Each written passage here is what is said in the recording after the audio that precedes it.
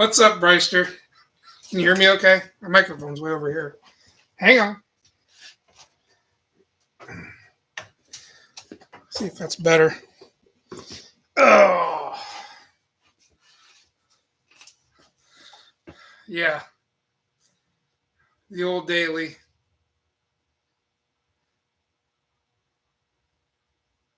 What's up, Taco? Figure I'd just do a quick impromptu little live since I haven't done it in, I don't know, forever. Trying to work on this piece of garbage. I really hate new cars. I'm sure you already know that. I wouldn't give you a wood nickel for this garbage.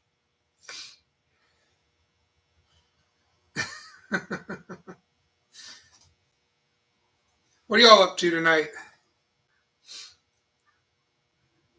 I had a pretty interesting Saturday. Had a fellow F1 guy come over, and I don't know, we shot the bull for about 2 or 3 hours and watching me. uh, End up trading some parts. Got rid of some junk I didn't need, acquired junk I thought I could use. Pretty good deal. I've been procrastinating working on this because I hate doing it. So I figured, what better way to take care of that issue and go live and still not work on it.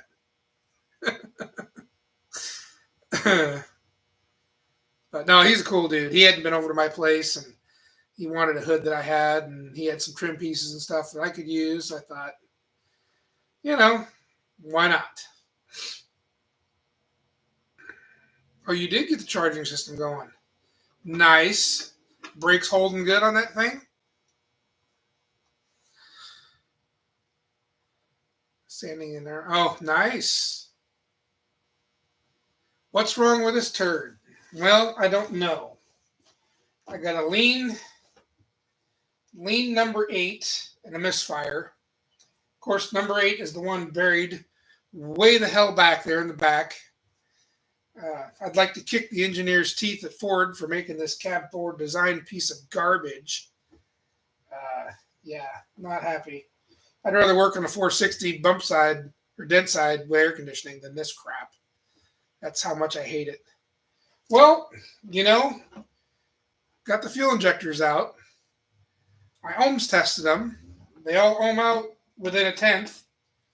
14.6, 14.5. I went ahead and bought this little doodad. Where's it at? So this little tool here is like an injector controller, and I hook it up to the battery and, make the injector open and close. It's hard to tell unless you're spraying stuff through it, so I ended up getting this can of cleaner, which has one of these tips that sticks out of the can. So it has a little white tip. So that allows you to take and put one of these jobs on there, like so, and then you stick your injector in here, and you got to really hang on to the injector. It'll come flying out of there. But you can basically pressurize the injector and open and close it with this little unit here and check your spray patterns and stuff. Unless I blew the dirt out of it, I can't find anything wrong with these things.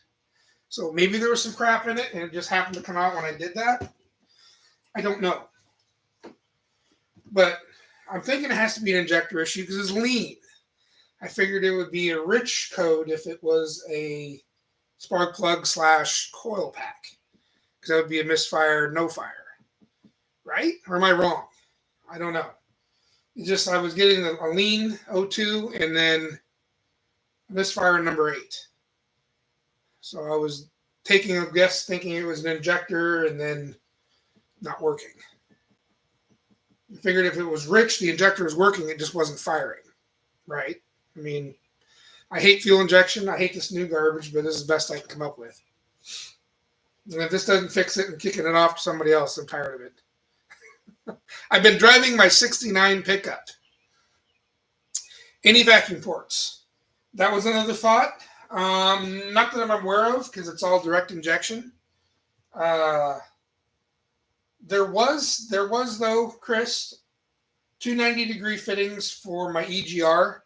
I don't think they were real They weren't they're very rotten feeling. These little 90-degree deals. And the rubber's real soft and really wanting to split. So I got some new ones, but I don't think they have anything to do with number 8 or pull any vacuum near number 8.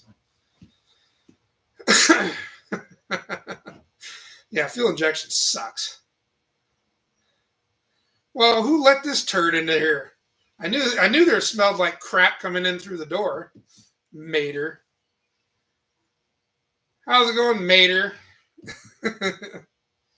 So anyways, I went ahead, ran through these injectors, and the cool thing about this little gizmo here, you can do it on pulse, you can do it on a fast, long, medium, or solid stream. So I just cranked it through all these different settings and just basically dumped half that can through all 4 of these injectors. I don't know. I bought a new one. I don't know. I don't see anything wrong with these, so I'm kind of like I'm at a loss. See, Fox. This one here is number. Let me see, 4, 5, 6, number 5, and this one's number 8. So I am putting them back in different order. I'm moving 8 to 5. So we'll see if the problem moves. Here's the catch, though. This side is the absolute worst side to deal with any of this shit. Of course, if you watch any video on YouTube, every one of these freaking videos is on the passenger side. There's a reason for that, because it's not bad. The driver's side sucks. I mean, it absolutely sucks. Matter of fact, the number 8 injector, the connector is pointed towards the firewall. It has to be because of the fuel rail. Yeah, this thing's a piece of garbage. Once this truck finally grenades, it's gone. I'm not dealing with this shit anymore. It's not worth it.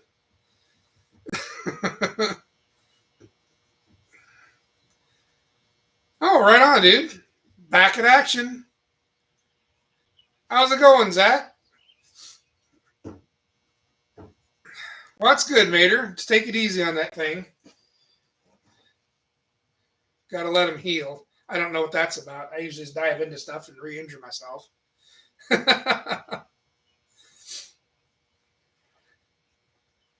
Yeah, we're going to leave the spark plugs alone for right now. These are the ones that possibly bring threads out with them, and I'm not creating any more trouble. If it does it again after moving the injector in the same cylinder, then I'll know where I'm at. I think that's when I'll take and move either the coil pack or pull the plugs were done. When did I do the plugs? At 101,000. I think I'm at 142 now. So I did the plugs basically when I got the truck. So I think what I'll do is I'll put them back together with the injector swapped. The coil packs aren't that hard to get out. They're actually a little bit easier than these friggin' injectors. So if nothing else, I can do a coil pack swap after that. But wouldn't it be, if it was a coil pack, wouldn't that be a rich condition then? Because it's injecting fuel but not firing? Because it's lean. It says lean on bank too.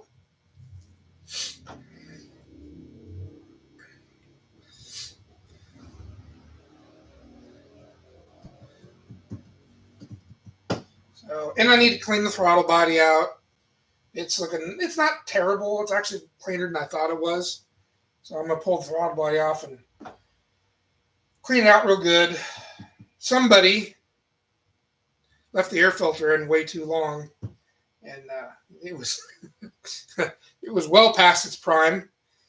Got a little sidetracked with other stuff. Forgot the old maintenance. Yeah, should be injector. That's what I was thinking. So that's why I went the route of the injectors.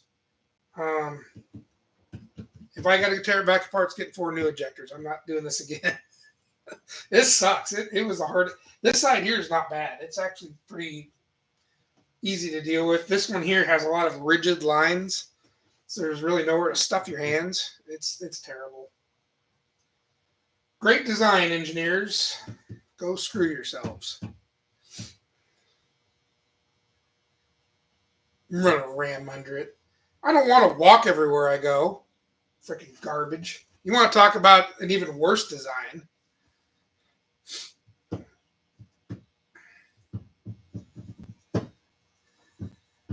Yeah, I'd love to just throw a carb on it. Matter of fact, they do make an intake for these 4.6s that takes a carburetor.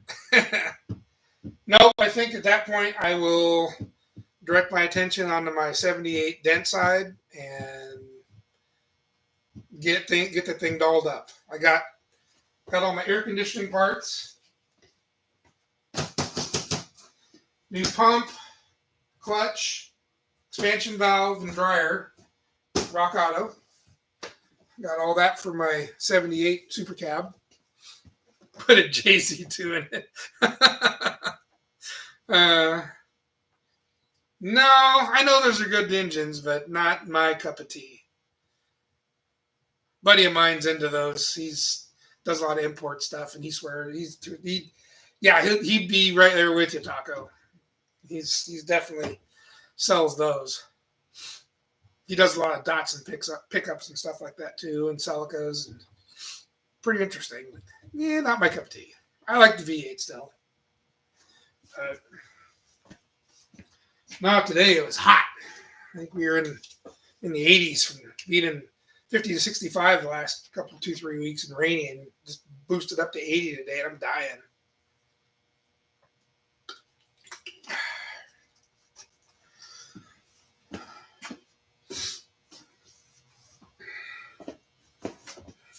It's a cool day. Well, I don't live in the desert. I live out in Mossland, land of trees, moss, and the green. 102. No thanks. Nope. You couldn't pay me enough to live there. There's no way. I mean, yeah, it's probably great in the summertime, or in the wintertime, but spend the summers here and the winters there. But I'm not that rich to be a snowbird just yet.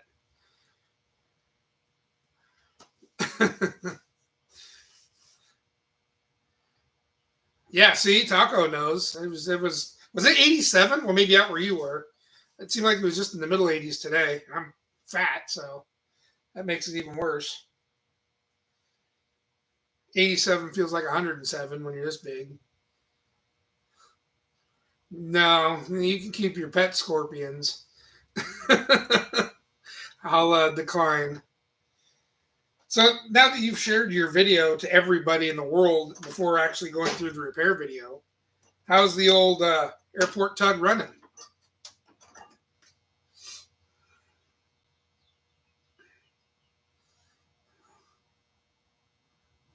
Oh yeah, so you'll get a little bit hotter being south of me. I got a buddy that lives in Dayton. I'm sure it's a little warmer where he's at. Yeah, you did. You got to save those running videos for like right when it releases. So it's like, right when they go to release a movie, it's all the preview. What you should have done was do a bunch of shorts of the in progress. See, not when it's done. Well, they all do. It's never. You got to work the bugs out. It'll take a week or two. Besides, the truck's been sitting quite a bit before that too. I'm sure. So yeah, it's as long as the majority of it works. Yeah, because you got to build that big video up because I'm pretty sure it's going to be a long one. At least I'm going to guess. I mean, at least you're not in the boat I'm in where you're putting out videos that are 2 and 3 years old. I friggin' duster.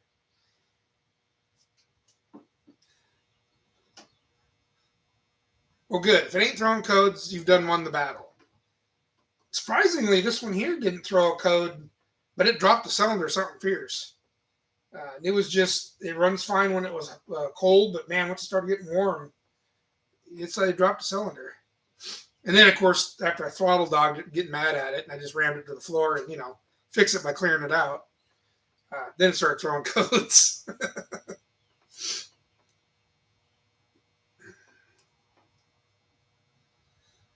Well, shoot, Fox, I haven't done a long form video up until these last three for like 3 months.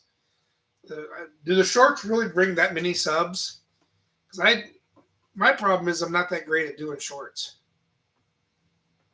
Or I get an idea for a short and then I just don't have the time or I'm too tired to throw it together at the last minute. I go to bed and the next day I wake up, piss on it, I don't care. or I miss the idea I had the next day. You split it into 3 parts. Why don't you just cut out a bunch of fat? Just sometimes that's what I got to do. I got to watch that video 50 times and just cut every little bit I can. Yeah, Mongrels is friggin' your savior. Well, that's awesome. I'm glad you could come down there and do that. I'm sure it saved you a friggin' wad. Because any shop, man, that would have been an expensive venture. 5 to 7 shorts a week. Whew. So, I know the shorts things are cool and all, but does it really reciprocate back to your watch hours? Are you getting these people that are subbing coming back to watch your long form to help build your watch hours?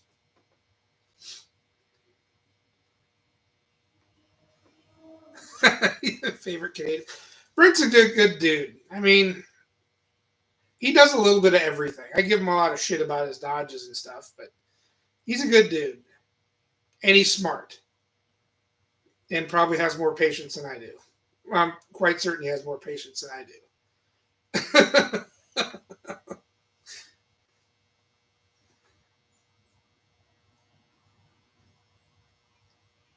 Yeah, I don't know. The shorts thing to me is sometimes there's cheese factor to it.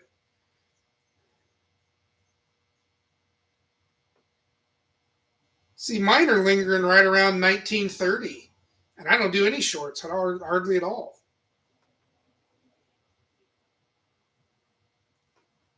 I think mine's around 1930 right now, my watch hours. And it's been kind of hanging there the last few months. I was up around, oh God, I was up around 2900 when, the last time I put out a long form, and then I kind of went off the air there through Christmas and stuff. I just got way too busy. I got hung up on a couple of videos and threw my arms up and walked away for a while.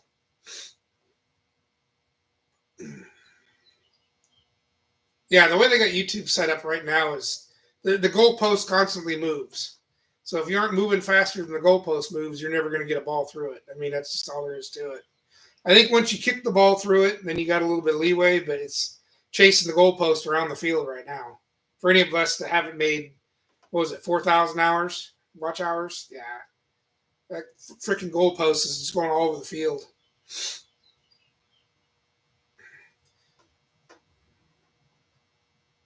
Yeah. Hey, Brent knows a lot of that newer shit. He's really, really sharp. The LS stuff, the Hemi stuff, he is. He's a smart dude. I just avoid the new shit because I don't like it. Maybe it's better, maybe it's more efficient, but frankly, I don't care. I want to be able to easily fix it along the side of the road with some bubble gum, a roll of tape, some baling wire, whatever. I don't want to carry 2/3 of my toolbox to keep the junk on the road. I'm just not interested in that.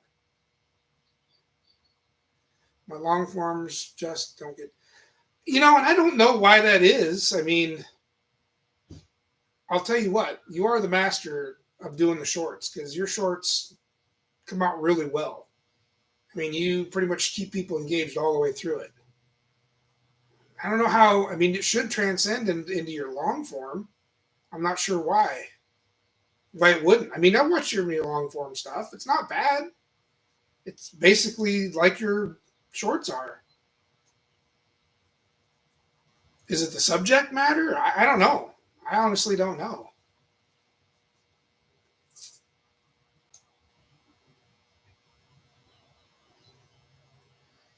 Big problem with the new stuff. Well, the big problem with the new stuff is the fact it's electronic. It's not like mechanical stuff where if it's broken, it breaks. You can see it.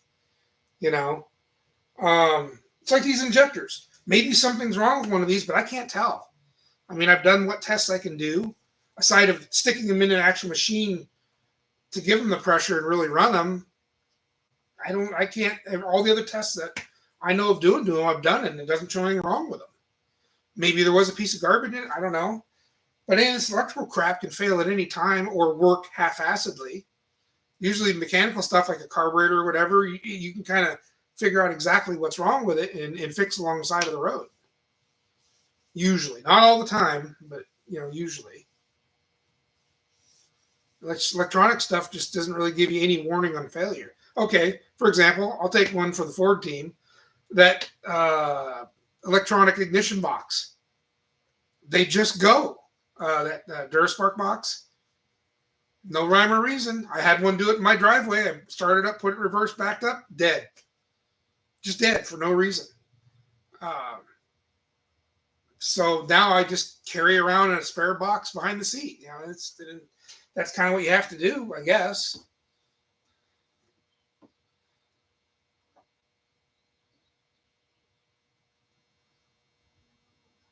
You have to time your shorts and when watch times are out. Oh yeah. Oh, shut up, Bryce. Has nothing to do with being bald. I'm sure you fit in like most of the guys at work where bald is beautiful. Put a hat on that shit. No one will know.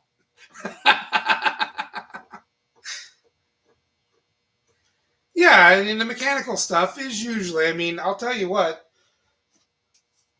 even like the Cleveland and that orange truck that I finally got it running and moved, I went through two fuel pumps, brand new out of the box, failures. The third one finally worked. So even the replacement parts for the old stuff is now adding another dimension to taking away another dimension of the old stuff being easy to deal with and reliable. It's only as good as the parts you can put in it. Did I put new screens in the injectors? There's no screens in these. Not that I could see or find. I don't see anything at all in them. None that I know of, unless there's something that I don't know. I don't see anything in there. I did put new O-rings on the bottom of these. I'm getting ready to put them in. The O-rings felt, one tore, but the other three felt a little hard. I don't know if that's going to matter much. Hey, John. Really good show in Puyallup. Yeah, I don't get up that way. That's a 3-hour drive for me, and I work Friday. There's nothing I need. There's nothing I need. It used to be back when I'd make the drive, but I got so much crap now and way more projects. I had a guy come by today and we traded some stuff. And to me, that was more fun than making the run up there. I'll stick to a little bit more local ones if I sold at Portland. That was good enough. Didn't sell my car, but I sold everything else.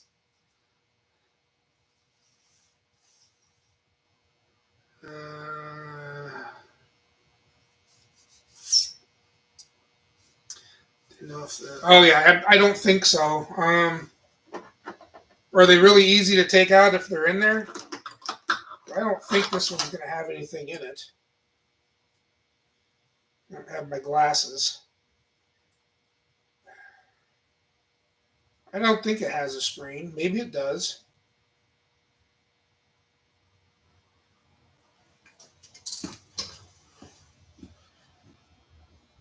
I don't know if that's a style that would or not. These are oh God, I can't see. I think the number on them was FO something. So 90.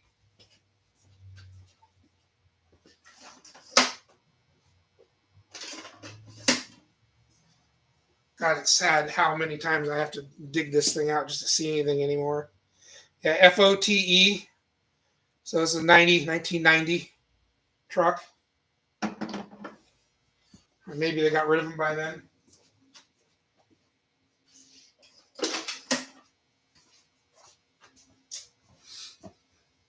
What's up, Chaz? How's it going, brother?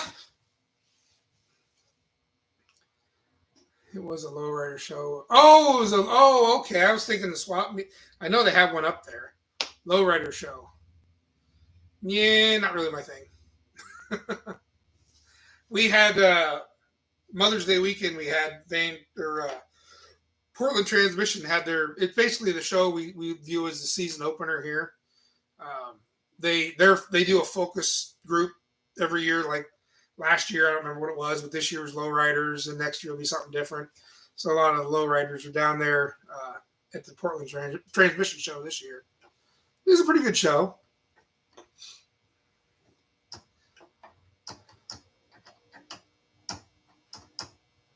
Little screws thread halfway in, and then wires up. I don't know, man. That is pretty small for a screw. Let me see if I can get a looky-see in there.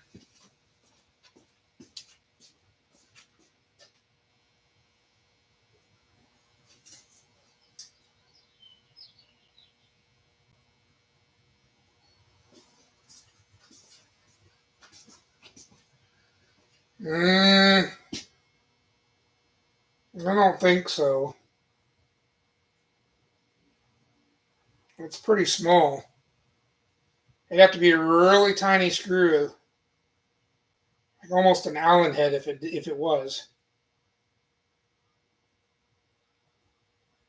Oh, there could be a screen in there. Interesting.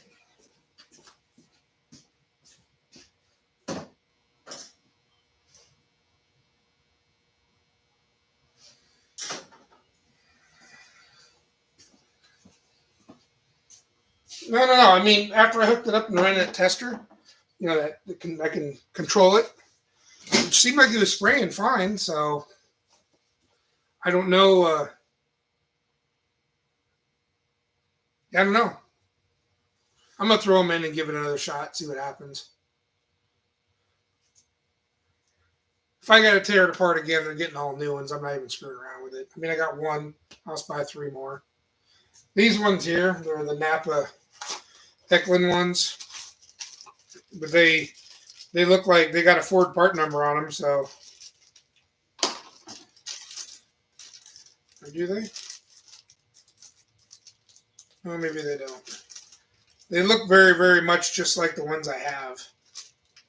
So I feel fairly confident with these. I got 3 more of them. I think they're only like $60 or something like that. Yeah, they seem like when I did each one of these, I could switch them out pretty quick. The spray patterns all looked about the same. Like I said, maybe when I first fired off, because I did the bad one first. I probably should have did a good one first in order to watch the bad one as I started. But I did the supposed bad one. There's a good chance it had a bunch of crap in it, and I cleared it out. And then I was trying to fart around with making it work, too. But, oh well, lessons learned.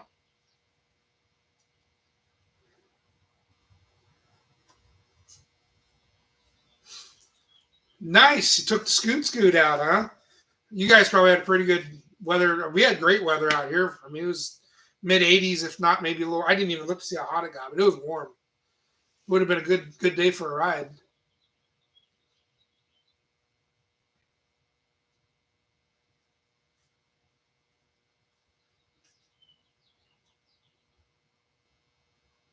No, you don't want to see a whale beached on top of this fucking thing. I don't want to do that to my viewers. I edit that crap out of my videos too. Plus, there'd probably be new forms of curse words never heard before.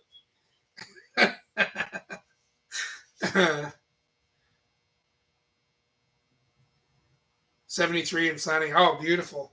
Yeah, I did do the O-rings, Chris. I did put some O-rings on it. I bought new ones.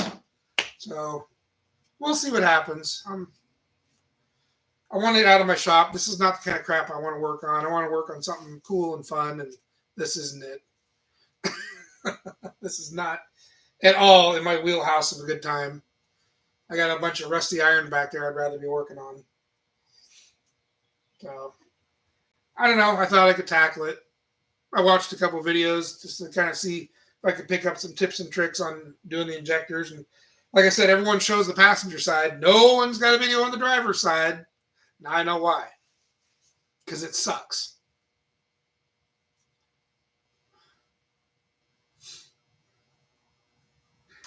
Yeah, Friday we have this place called Alderbrook Park, which is a privately owned park. Friday was the opening day for that show, and it was a packed house. That's one of those where I'm going to have to, if I'm going to go to that one, I got to be off that Friday in order to get down there and get in line, because they'll start turning people away. That one, if Beaches isn't going yet, everybody hightails it there, but I think Beaches is starting up here in a week or two. That'll divide the crowd a little bit. but and it's a great venue. I mean, there's so much stuff to do there other than just look at cars. They've got a big public pool, and they got all these other little attractions and stuff. It's almost like a tiny, privately owned, not quite an amusement park, but it has some things. It's good for the whole family. You can kick the wife and kids out the door, and they have food carts and stuff, and you can just take a nap next to the rig. It's a good venue.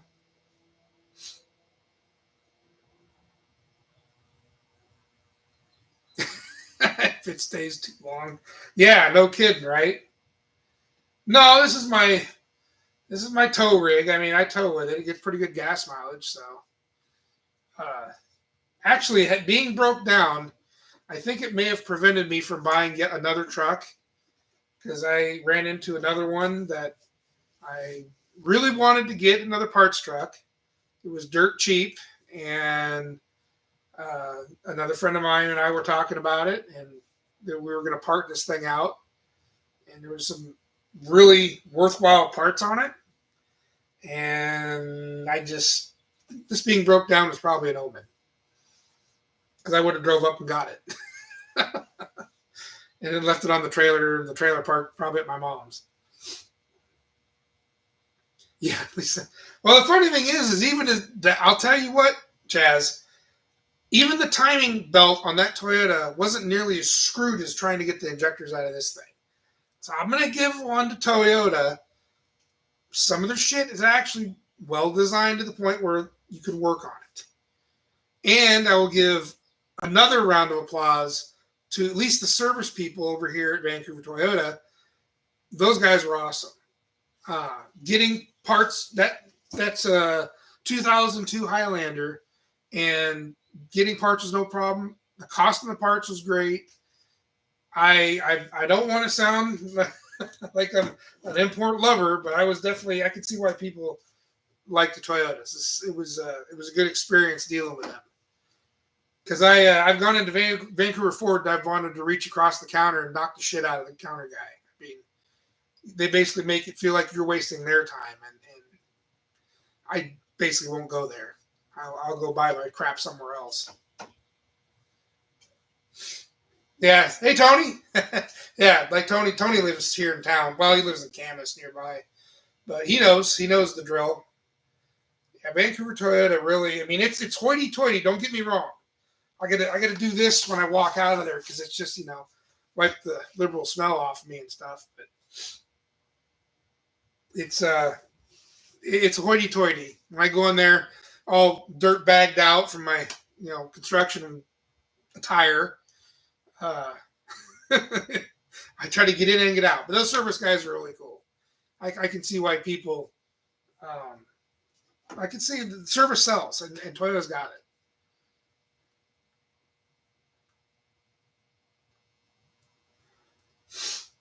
Yeah, I mean, I'm not going to badmouth them hardly at all anymore. Really, I mean, they impressed me. I was impressed. I definitely can understand why now. Or Washougal, Camas, fuck, they're all blended together. You can't even tell where one stops and the other one starts. All the roads there suck. uh, well, honestly, Taco, I went to Napa. I get a really good discount on Napa stuff for my work. I mean, really good discount. I'm buying filters cheaper than they could sell them on their dime. But their comparable parts were just about the same price as the shit I was getting in Napa. So most of the stuff I could have bought at Toyota, the gaskets, everything. And one thing I did notice was the gaskets Napa was trying to sell me, or even I think Cost Less. I had to go Cost Less to a couple. I felt honestly it was a way better quality gasket or way quality better part.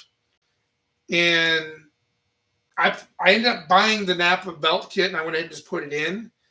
But I think I could have got a better kit at Toyota or got the Aizen kit for the same, if not a little bit cheaper. So I opted to get all the Toyota stuff I could, and the price really was comparable as far as I'm concerned.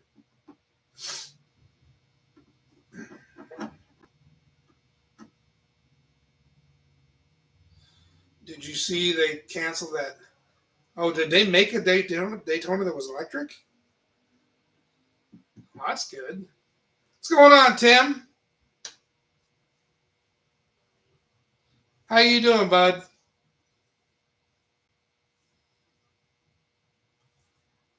Yeah, I just did a little impromptu live tonight.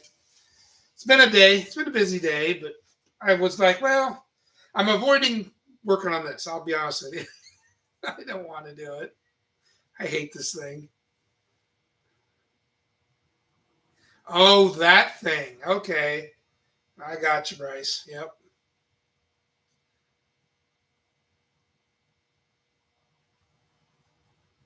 Now I want to get something else cool in here. I'm tired of working on this.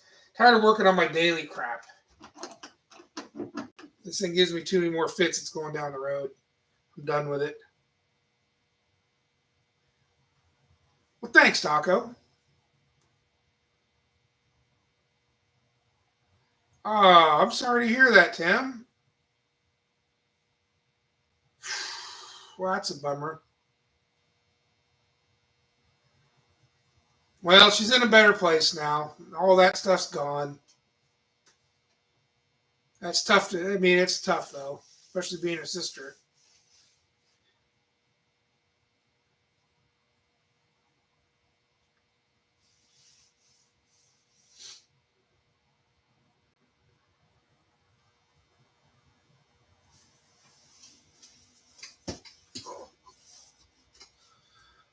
Oh, jeez. Yeah, it's man. It just seems like a lot of. Well, it's the generation thing. I'm sure there's a lot of people passing that I've met over the years. It's just way it goes, I guess.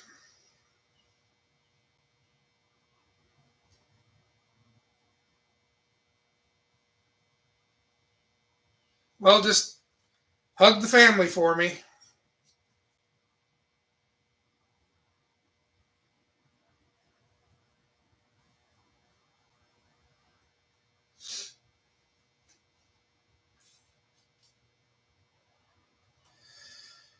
Oh, jeez. So,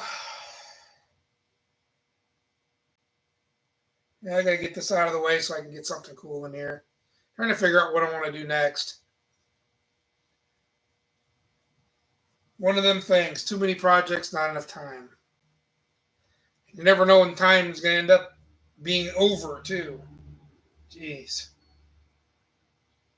That's why I'm like, if this thing breaks down too many more times, I'm done with it. C cab next. Well, I don't know. I need to get on that one of these days too. Hell, just unburying it. It's behind me with crap piled all over it. Just unburying it might be a huge step.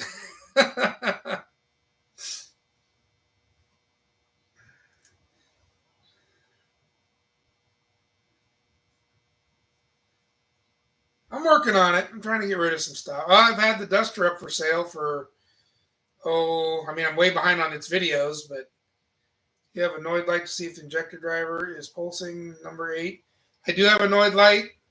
Like I said, it's the absolute most miserable ass freaking injector to get to. I'm pretty sure I'll burn the shit out of everything on my body getting to it while it's running.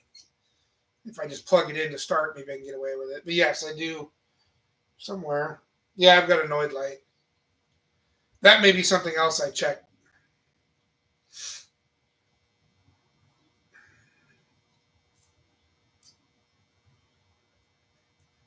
I put some. No, I am not going to put some piece of shit LS in this thing. How much for the duster? I got it listed for $4,500.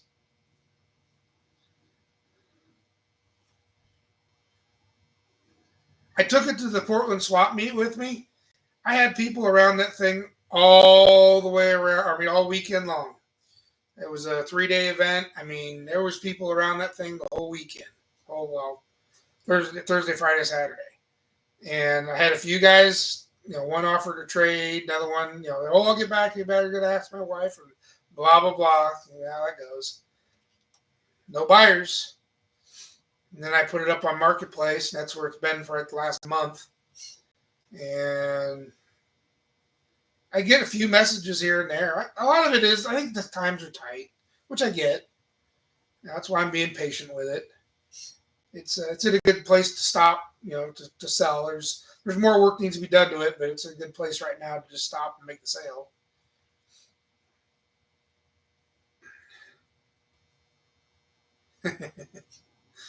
Chaz hooking Tim up. That's cool. But the Duster, the thing about the Duster is it's a factory V8 car. It has power disc brakes, power steering. Um, it's an 8 1/4 rear with the big five, not the little five. Of course, the big five in the front.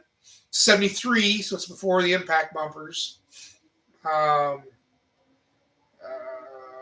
no rust in the thing. I mean, very, very minimal pinholes right behind the rear wheels. Like those things are usually completely wasted behind the rear wheels. This one just has some pinholes. Floors are great. Um, Door bottoms have some pinholes in them too, but they're off of a different car. So the previous owner swapped doors on it. I'm pretty sure the doors that were on it were nice. Unfortunately, they are not there anymore. They're ones from his other car. So, I mean, I don't know. I don't want to give it away. All the other ones around here, 5 and 6 grand, and the rust bucket garbage. I think I'm priced fair.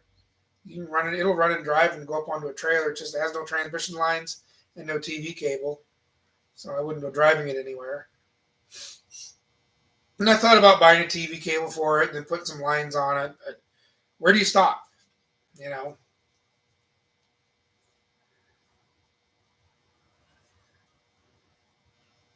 But I got a 74 as well, still. And I want to, do a little something with that one. I might just sell it the way it is. I don't know. I haven't gotten that far yet. But the brown one needs to go. I don't. Losing my interest in it. I'd rather work on my other stuff.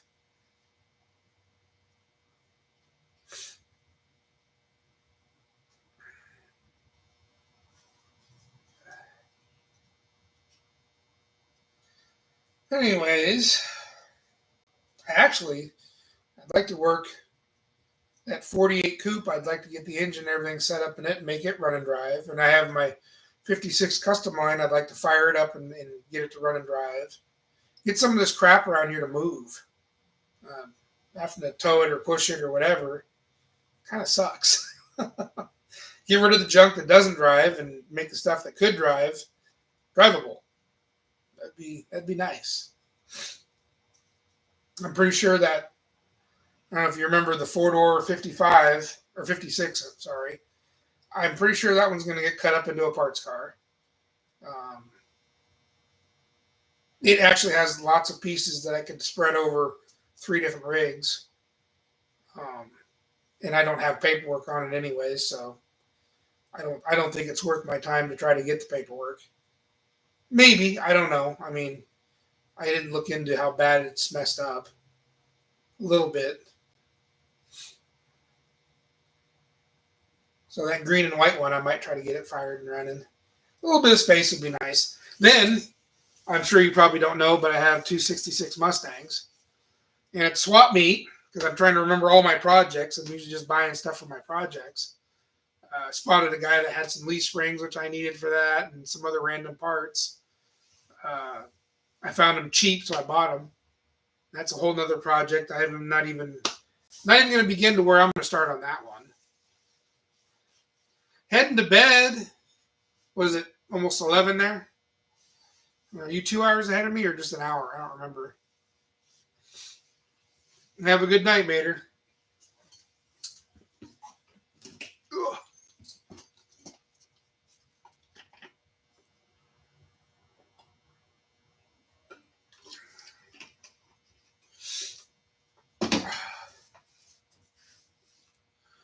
Almost. Oh, so you're 2 hours ahead of me? Okay. Central Standard. Ooh, yeah. Tim's East Coast time. It's getting late there. It's like almost 9 o'clock here, and it's still warm out. It's probably going to be pretty warm tomorrow. It'll give me a little fan. Right coast in your wrong mind. You'll be thinking right coast when the humidity kicks up.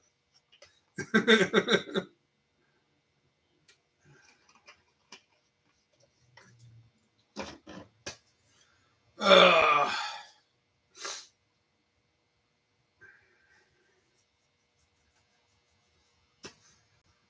yeah, I don't know how many of y'all got Memorial Day off, but we're gonna do a little barbecue.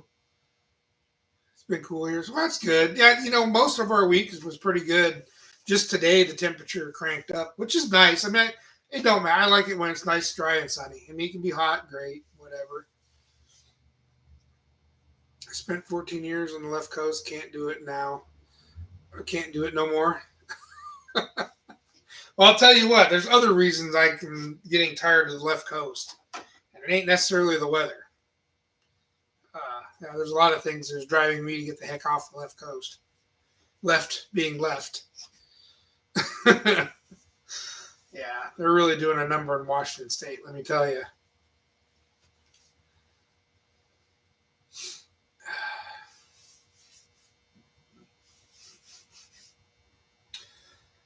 Oh, hell. So what's everyone else working on? Any big projects? Yeah, yeah, exactly. Well, yes, Taco, that's true. I always wanted to move out to Tennessee. That was one of the areas I always thought of moving out to. This was even 20 years ago. And it just ended up my parents were still living up here. My dad's family, my dad's side of the family has been here since '69. So the old area, the old times is a lot different than the new times. And well, Tim, I'll tell you what, it may come to that one of these days, but I'm gonna have to get rid of a lot of crap because I can't afford to move it. So when you see a lot of shit go up for as a fire sale, you'll know which way I'm headed. uh, I always thought the country in Tennessee was pretty. It seems like the weather is about the same as here. Obviously, it's a little bit more humid, but it's a little bit more mild there. I live in the valley, right in the Willamette Valley area. Even though it's colder around me, I get more of the coastal weather where I'm at, so it's a little bit more mild than say the rest of the state, which is windy and snowy. So it's a little bit different. But I think everyone else has picked up on that too, and that's the problem. Need to convince them to leave, but they won't. So I don't know. I looked at Tennessee and Kentucky, places like that.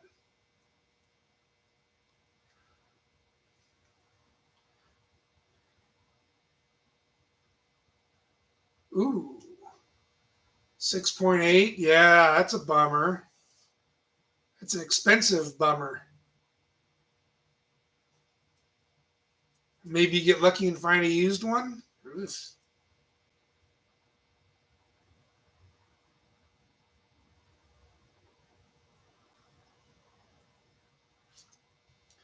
Is the wiring in that thing actually decent, Fox, or should you just start over? That was one of the things I learned when I was doing Mom's 55 is I was trying to save the wiring. It was too crispy. It was best just to yard it all out, which is what I did. The yarded it all out, started over. It was just the wiring was not pliable like it should have been. It was done. Bremerton? Oh yeah. Yep. That's right up the corridor where all the rain is. Yep, absolutely. I the Seattle, Bremerton, Tacoma, Olympia up in that area, it rains more than it rains down. I'm basically due south of there. And that whole area up there is even worse for rain, all around that Puget Sound area. Quoted 5,500 to rebuild. Yeesh. What would be the likelihood of finding a used one that's decent? I mean, 5,500, you're guaranteed a nice fresh one, though. I'm assuming that's not installed, of course. That might be another 5,500. Just corroded. Oh, okay. Well, the wires, are they pliable? Oh, I didn't see tacos. Many families from Tennessee. Oh, that's cool. I think it's kind of neat to have some history from back there. My mom's from the Midwest, so there might be chance of my dad's family originally uh, is all from Maine. So my dad's dad moved out to Oregon way back in the late '60s, mid to late '60s. That's he was stationed at Portland. Portland Air National Guard is what it is now, but it was just an air base then. But my dad's family, the old family at his side, is from Maine. So technically, I come from East Coast roots, Midwest to East Coast. We're just transplants. No sales tax, just property taxes, are right? Yeah, that idiot governor of ours just. We had a cap on our property taxes. It was 1%, I think, cap. Somehow, and I don't know. Well, again, we're getting into politics, but somehow they managed to sway people into voting for raising the property tax cap to 3 or 4%. So that's what these idiots will do. They'll just keep hitting that max every time, and they're gonna run us right out of here. I can tell you that now. They don't know how to balance a budget to save their life.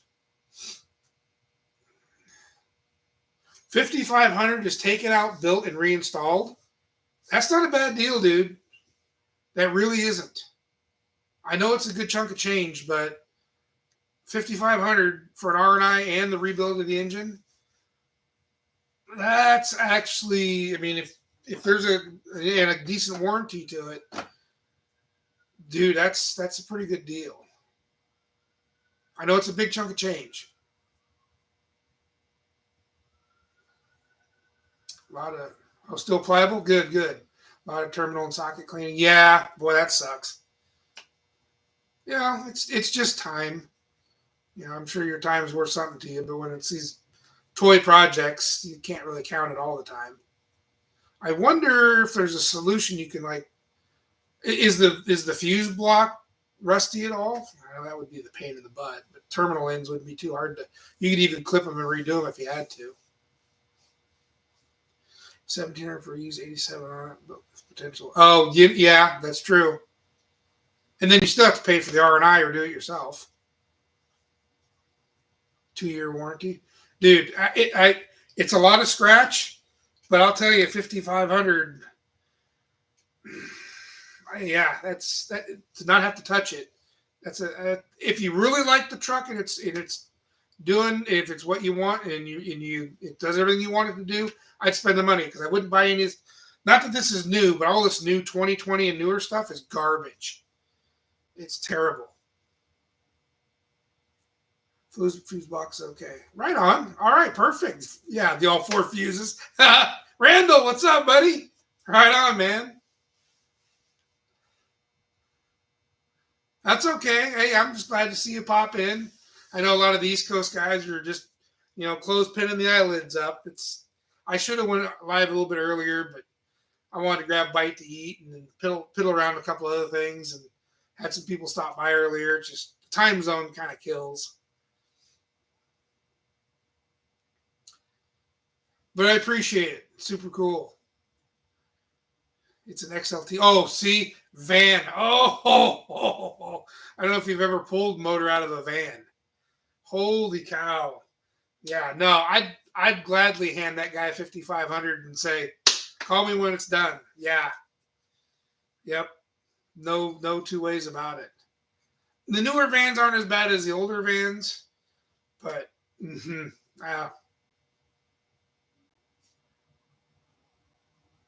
is it a 4-wheel drive van? 'Cause I know they made a bunch of them in those years. Probably a 2-wheeler, I would assume. We got an outfit here in Portland that makes those Overlander rigs.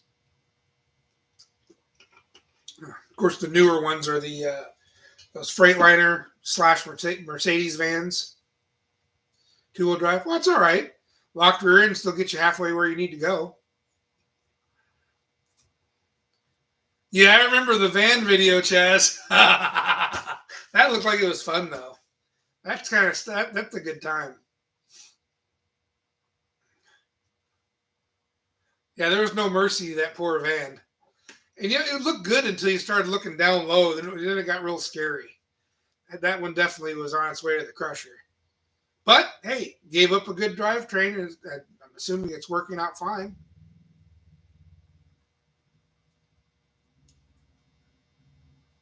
You might have you might have been able to part some of that crap out because there's a little bit of a van following still. A lot of the stuff in those vans is still worth a few bucks, especially those conversion vans.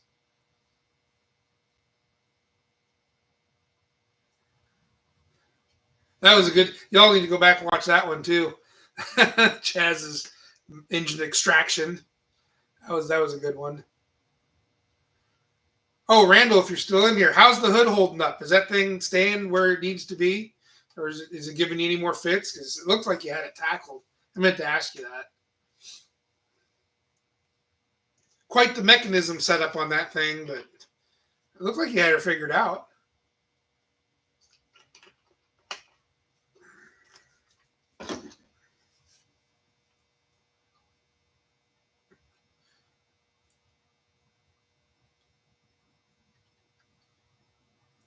Oh, there you go. Yep, that is the same transmission. Okay, that's right. Yep, put it in his rig for that. Still got your fingers. I know you're kind of eyeballing the hood prop rod there, wondering if that thing was going to take your life or not. I was kind of watching, going, I wouldn't stick my head under that just yet.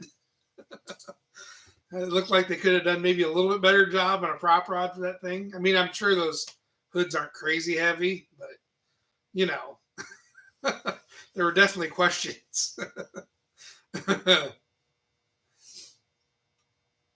Nonetheless, cool design. But you got to hand it to. I mean, that car's how many years old, and it's going to be wore out. I doubt any of this garbage that would have had the same type of hood last that long the way they build these things. Really, is it that heavy? It must be the bracing in it because some of my 50s hoods, they're not the side opening ones, but like I just took the hood off of my, it was off a 52 pickup, and it's a little bit smaller than that one, obviously, and I was able to manhandle the thing. They aren't light, but they aren't super heavy. Maybe that one is. I mean, I don't know how much bracing's in that thing. He's kidding.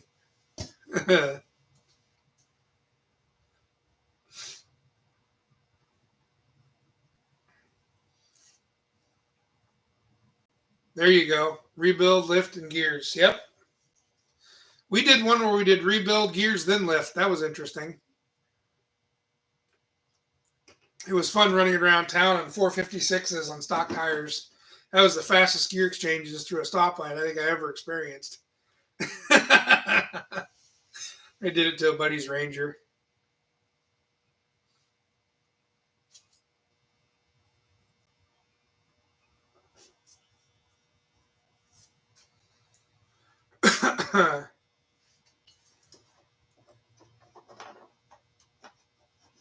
Well, it sounds like it'd be a cool build, though. I kind of thought I have these weird ideas, which, again, like I really need more projects, but I kind of have a little affinity for those 70s customs vans. That van craze they had back then. Getting like a late 60s Ford van or even a early 70s Dodge shorty van. Do the visor, the wheel flares. I'm kind of a geek like that. I like the 70s stuff. It's kind of my thing. But I got to hit the brakes and say, whoa, dude, you got enough projects. I'm telling you, Chaz, there may come a day where I end up with one. I will resist because I have too much junk now, but you never know. There was some dude I was watching his channel the other day. He ended up, I think he's in Illinois. I want to say his channel's FOMOCO Garage, if I remember right. He's got a couple 70s era Ford vans that are decked out. They're old builds. And boy, would it be cool to get your hands on an old build, clean her up, polish it up, and just run it. Obviously, pull the carpet out before you take a black light in there and redo that. But it'd be kind of cool to have one for a while, play with it. Yep, yep, exactly. Yep. I think of like there was that one wild cherry that made the news there for a while. Um, there was several different vans that I've known of. I think Wild Cherry was in that Van Nuys Boulevard. Someone found it. Well, I think they stole it or however it worked. Anyways, there's a crazy story involved in the Wild Cherry, and some dude back east has it now, or did have it. He restored it, but then I think it was there's a lot of controversy on how he acquired it. But yeah, you're right up that alley, man. Kragers or slots or even some 30 spoke wires. Those Krager Star wires. Those are pretty badass. 1510s, 15/8s. Side pipes are mandatory. Visor, the front air dam, the rear spoiler, side. Put on the flares. You got to have some kind of mural on the side. Just it's mandatory. I dig the old 4-wheel drive vans too, though. I mean, they're cool, but street vans are kind of. I'm a seven. I love the '70s stuff. I'm weird like that. I enjoy the '50s stuff. There's lots of guys doing '60s stuff, so I'm not really. I'm into it, but it's like there's so many people doing it. I'm like, I'd rather jump right over into doing the '70s stuff because there's not a whole lot of people doing that. There's this one dude. Was it Puddin Creek Fab Shop or Puddin Creek? What's his channel? He got his hands on a 33 or 34 coupe that was like a time warp from the 70s. I mean, car is gorgeous. And it looks like they pulled it right out of a magazine in 1973 and plopped it in his garage. I mean, the car is just a time capsule. And he got it for a song and a dance, of course. But hey, I'm glad he got it because he's all about preserving it. And it's a cool car. I mean, it's really cool. He's actually got a couple other cars that are time capsules as well. One of them being a 60s custom. I want to say, he calls it the Bad Coupe, I think. Yeah, it's a 32. That was another 70s show car. That's right. But those are the cars I like. I mean, I love that 70s stuff. To me, it was the pinnacle of cars and hot rodding, and that's where the whole family was involved. You had these crazy runs that you go to with the competitions between car clubs and other members, and I was on the tail end of that. My dad was into the street rodding scene, and as I was like just born at the tail end. I mean, there was a few runs that he went to when I was real little. I don't remember them, but I just barely caught the tail end of those. And when we moved up here, it wasn't as active as it was down in Southern California. But he was living in the 70s. He was living in Southern California. Him and Mom were stationed. He was at 29 Palms, and she was at Naval Air Station down there. So he was in the right place at the right time for back then. Should you rewind? You didn't miss much, Taco.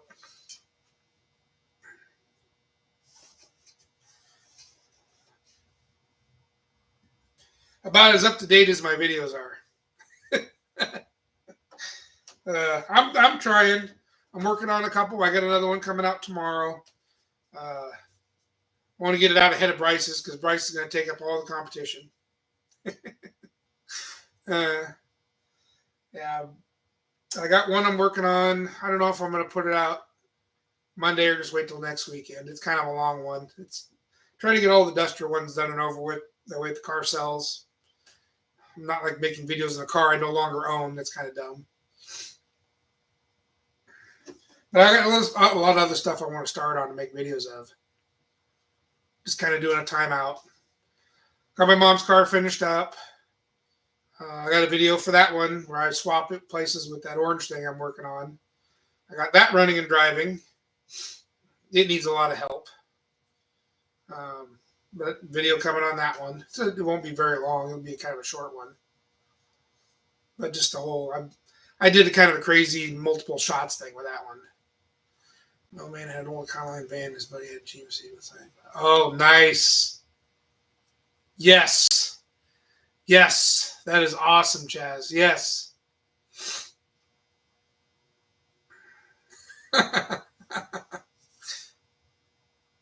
Well, he doesn't need to announce like an airport he's going to take a leak, Taco. I wouldn't. It wouldn't hurt my feelings any if you didn't announce it. You can come and go as you please. I just noticed. I gotta make a little change here. Oh, let's see. Turn my thing here.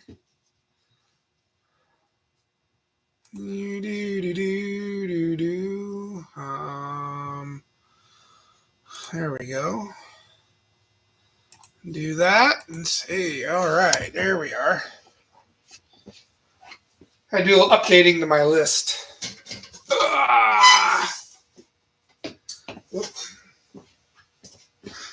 Bryce probably tapped out. You can't keep him focused for more than 10 minutes anymore, anyways.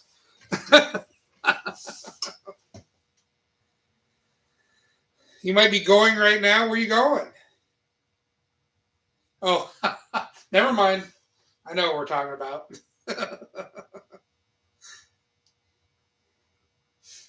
Bryce is out in that new Ram truck of his making engine noises. I know he's been chomping at the bit to post these videos of it. Oh, he's still here. I know he's giddy's a freaking schoolgirl. That's why these videos got posted. Just couldn't help himself. I'm not the fastest or the sharpest knife in the drawer sometimes, Chaz. Takes me a minute to get the airplane to land instead of pass over my head. Whoa, you went to get food and you didn't bring any for the rest of us? Oh, man, that's kind of cold.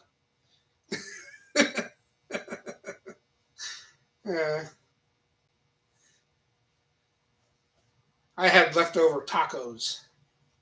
Homemade tacos. That's what I had. And a little bit of orange chicken the daughter made.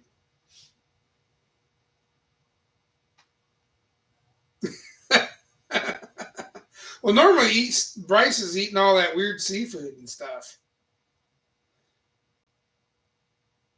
Exactly, Chaz. Exactly.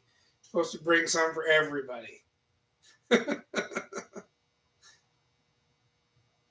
Did Mongrels make it back up to Canada okay? I think you said he was only staying a few days there.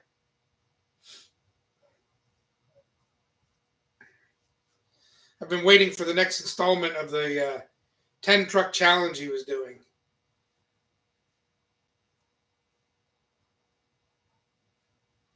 We have an In-N-Out now, if you could believe that.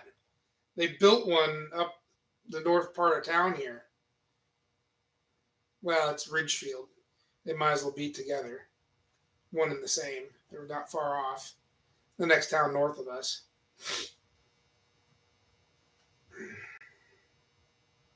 Good. Right on.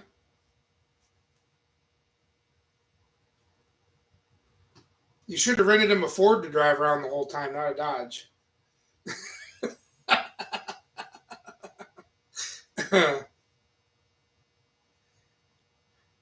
I haven't eaten at the In-N-Out yet. I'm like, just what we need, yet another burger joint. But eventually I'll get up there. Right now it's new, so everyone's flocking to it. Just like the Church's Chicken, and then we got what was the other one? What's the big one? What's the other chicken joint?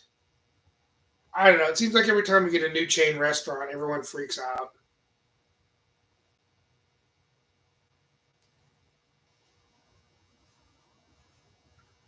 As if we don't have enough fast food joints up here as it is. And none of that crap's cheap.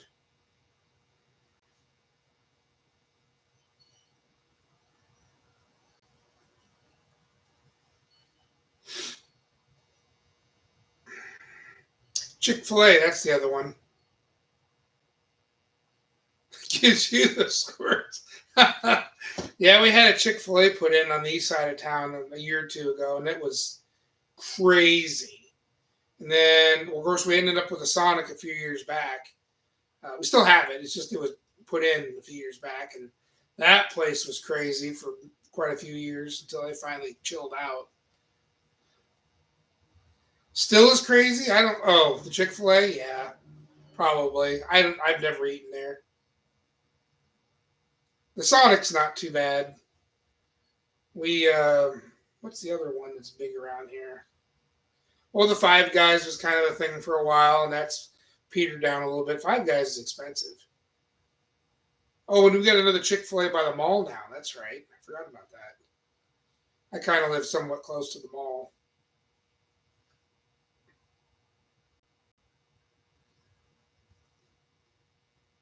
You know, Killer Burger is a definite weird one.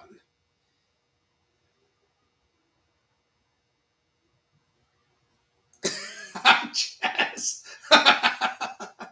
Well, I think a lot of it's also the spiciness and how they cook it too. Because I had that Church's chicken and I didn't like it. Matter of fact, I don't even think it's here anymore.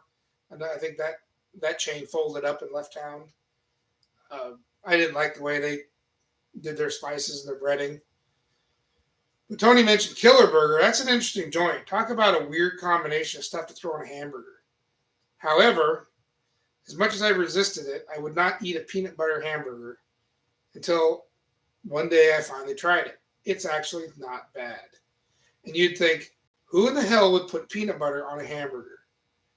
Well, that's one of their hot sellers.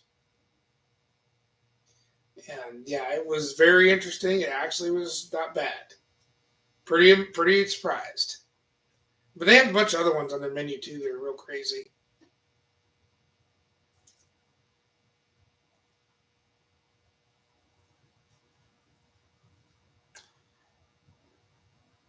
Some of those local joints, man, they got a flavor of their own. I really enjoy a lot of the small mom and pop outfits.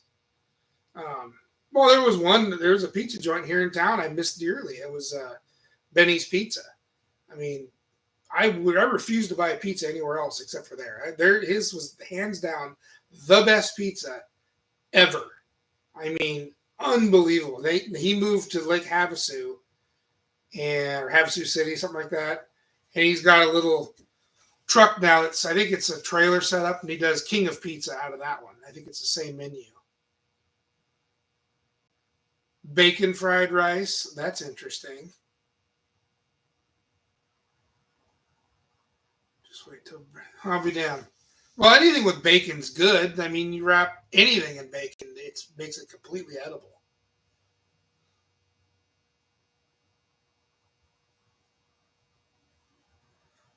PB and jelly with ice cream. Holy Christ! Is that like a heart attack or something? Is that what the name of it? Heart attack? So yeah, taco. That could vary. That's a possibility. I think one of their burgers definitely had that combination. The one I got didn't have the egg on it, but yeah, it was a peanut butter burger. It's no egg, but I think you could probably get one with an egg on it.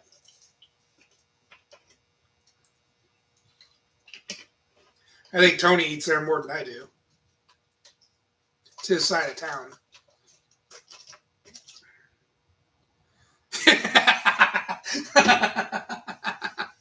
uh, yeah, I'm pretty sure he'd have diabetes. I get diabetes standing next to it. Good Lord. Oh, yeah, I bet you it was good though. Pre-diabetes. Wilford Brimley out there selling his diabetes with a hamburger. That might have been what killed Wilford Brimley. uh,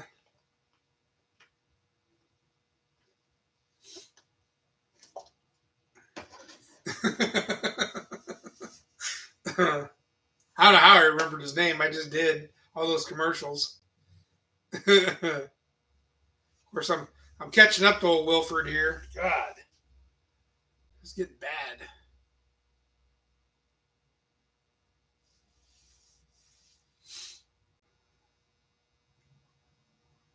I try not to eat out hardly much at all. Well, part of it's so damn expensive. I mean, shoot, I went into, where was it? Where did I go the other day? Like I said, I don't eat out hardly at all, just because it's so expensive. I went to Dairy Queen. I just wanted a simple hamburger. I wanted one patty with all the fixings on it, fries and a drink. That's all I wanted. And they don't have any single patty hamburgers. I'm like, what? It made no sense to me. I'm like, why wouldn't you just have well, they had a single patty, but it was one of those ketchup, pickle, and ketchup, mustard, and a pickle on it too. I'm like, no, I want all the other crap on it.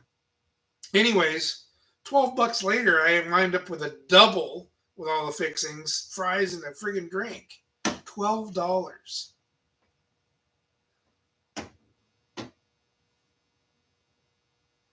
Want to feel good about aging. Wilfred was 50. Holy cow.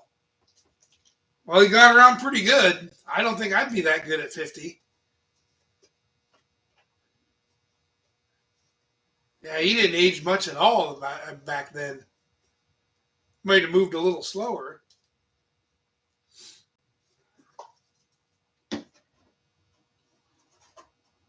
Yeah, he did. He looked the same. He was like frozen in time or something.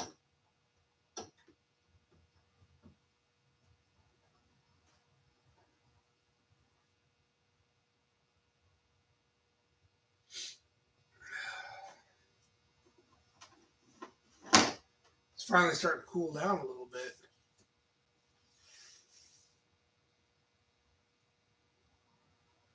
Child's blood will do that.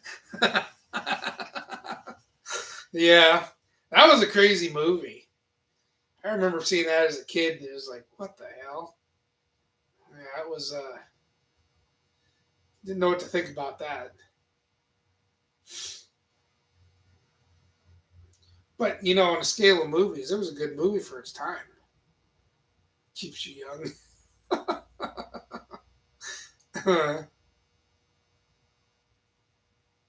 This kid of mine. Ugh.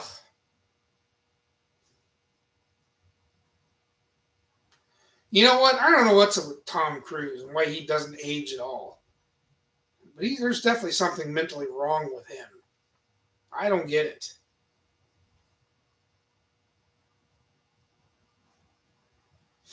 And really, Michael J. Fox, aside of the Parkinson's, he aged quite well too. If you take the Parkinson's part of it out of the equation, he doesn't look as old as he is either. What's up, Galaxy? Old Earl's back.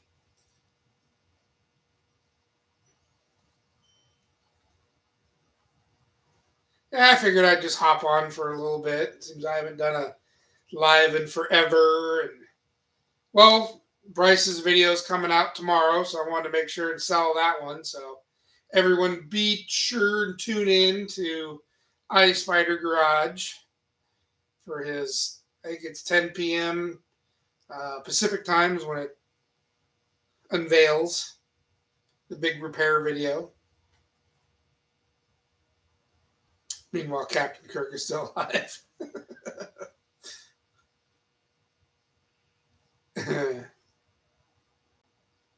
Yeah, right, Chaz? He did. Clear into his 30s. I mean, you figure Family Ties, Back to the Future, all those series. He's another one that didn't age.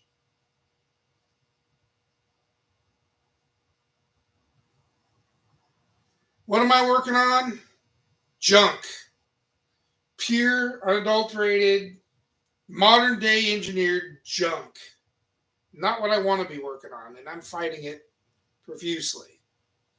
This probably should have been an easy day job that I've now turned into a month-long job because I just don't want to do it. New Ford junk is right.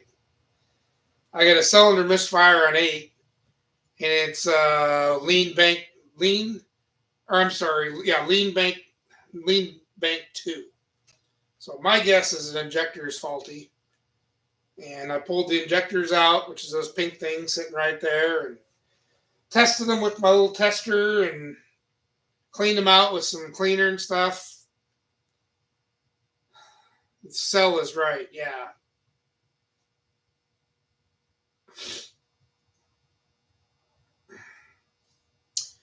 Yeah, we're getting to that point because it's starting to piss me off. I don't like having a rig that I gotta have a daily that I gotta have in here all the time. In the meantime, because this thing's been down for about a month, I've been driving my 69 F100, which I haven't changed oil in since 2019 or done anything to it since 2019. I just fire it up every winter and drive it. I've been driving it daily for the last month, and it hasn't given me a bit of trouble. So the usefulness I see in this new garbage is running really thin.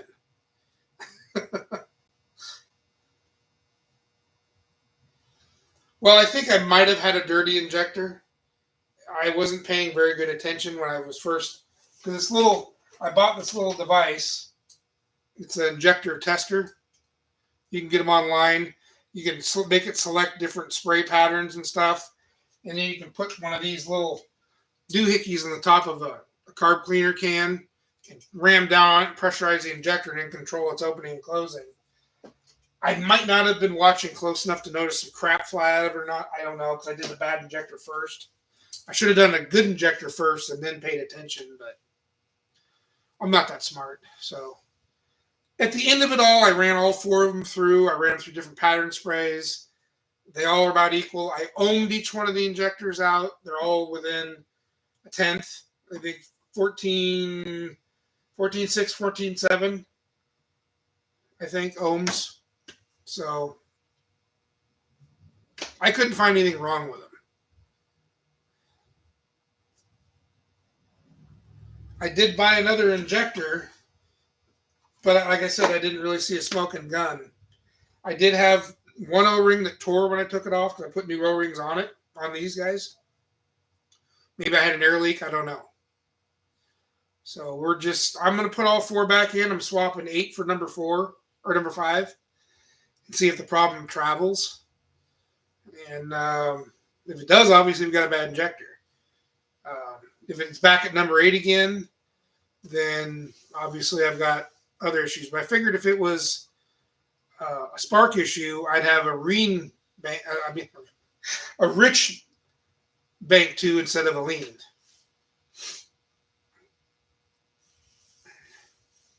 So we're going to shove them back in, see what it does. I'm just dragging my feet. Of course, if you get on YouTube and I like watching videos and seeing guys do this to see if there's any tips or tricks I can pick up, because I don't do this stuff all the time. Everyone shows a video of the right side. There's a obvious reason why, because the right side is not that hard to do. Nobody has a video of the left side. They all point their camera at it and say, and just repeat over here. The friggin' fuel rail where it connects is over there. There's so many hard lines that don't move that are over there. It sucks. And then this cab forward garbage makes it even worse. So I'm stalling. I will tell you right now, I am stalling because I don't want to do it. I will eventually get it done. But yeah, I'm fighting it. I shouldn't, but I am.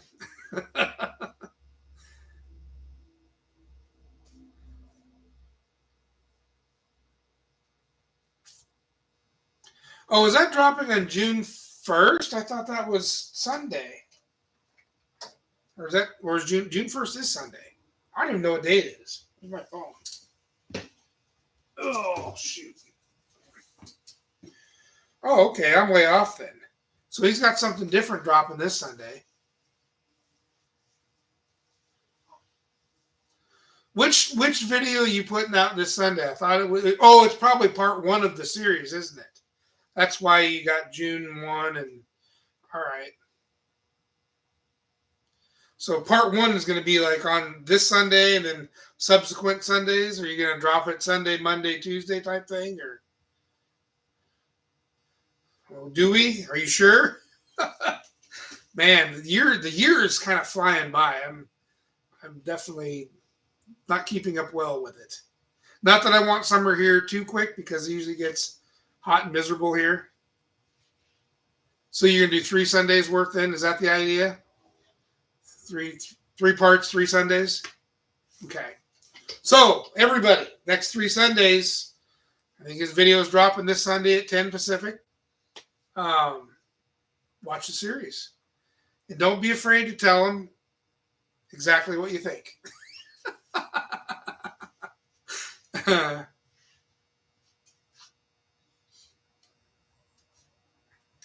I should be dropping one tomorrow myself. Another duster one. I hate sweating. Yeah, well, see, that's just it. We're only sweating here if it rains. Now, if it stays dry from June on through, it's not too bad because we dry out pretty good.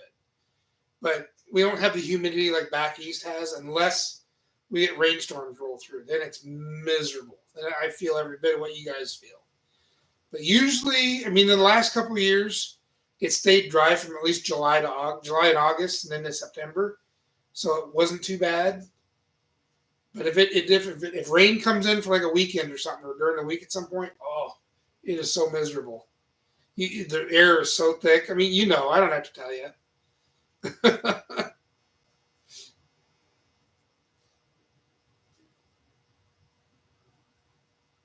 So just like the Star Wars trilogy, he's going to make the first one really good, and the other two you're going to drag your face through, is what it sounds like.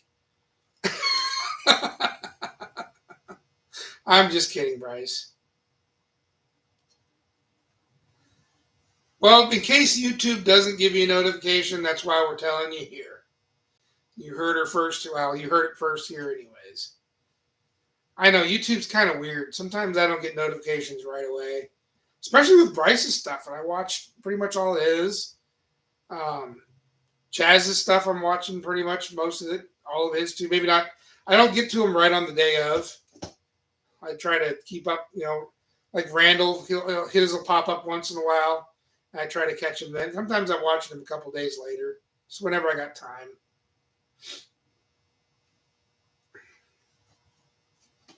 It's tough. Then I'm trying to edit my stuff between it, all of it, and then work on this junk. So it's been really good editing because I haven't wanted to work on this. Whatever excuse I can come up with. Ugh. I got to get it done. I'll do it. I'm going to hate every minute of it, but I'm going to do it.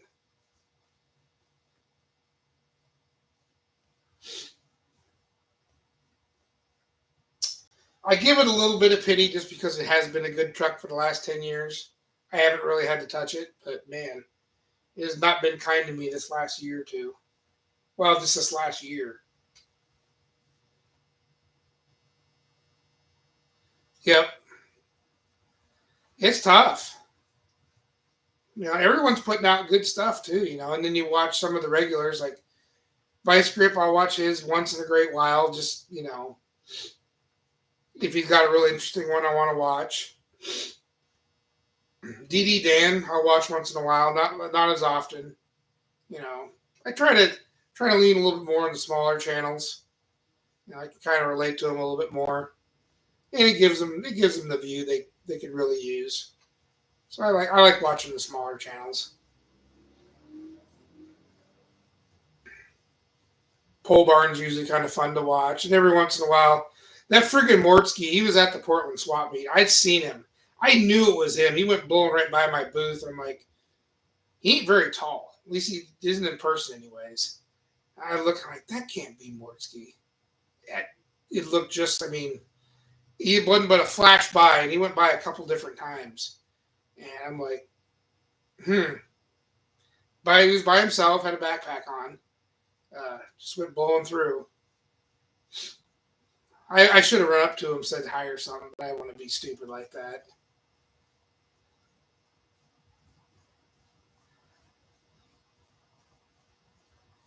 There are a lot of really good channels. It's really hard to get around to every one of them. Junkyard Digs, that's another good one. Yep. And they lean a little bit into the Ford crowd, too, so that's cool. Dead Dodge Garage, yep. He's a Washington guy, too, if I remember right. He's got a pretty cool channel.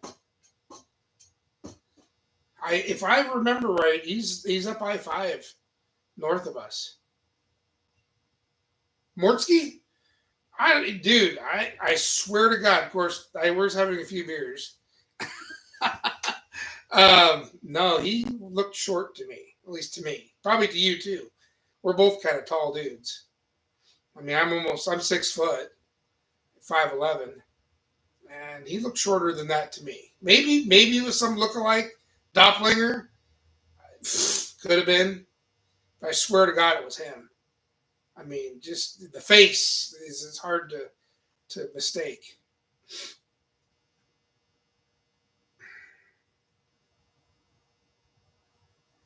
I need to collab with Whistling. No, I'm good. I'm not going to continue any other further. Yeah, I'll just leave that right there. I think he's in Tennessee, anyways. Yeah, homing injectors. Yep, that's what I was doing. Good times. And I bought this little gizmo. I was testing them too. Ran the sprayer through them, try to clean them out. Yep, injector issues with this thing.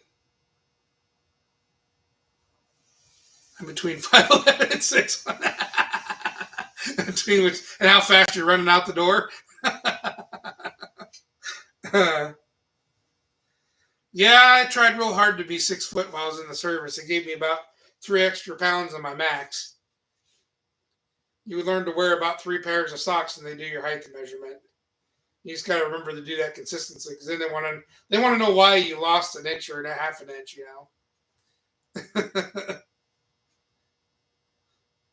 Price, shut up. You're like freaking 6'5", damn near 7 foot. What to see him?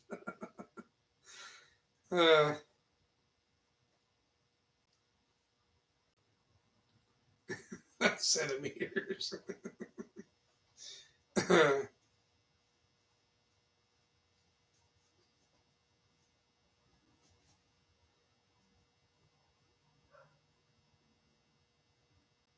That's why.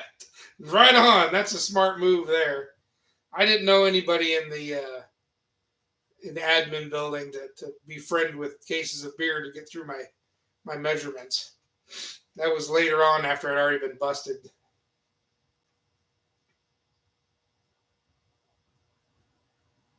Send Tim Eater.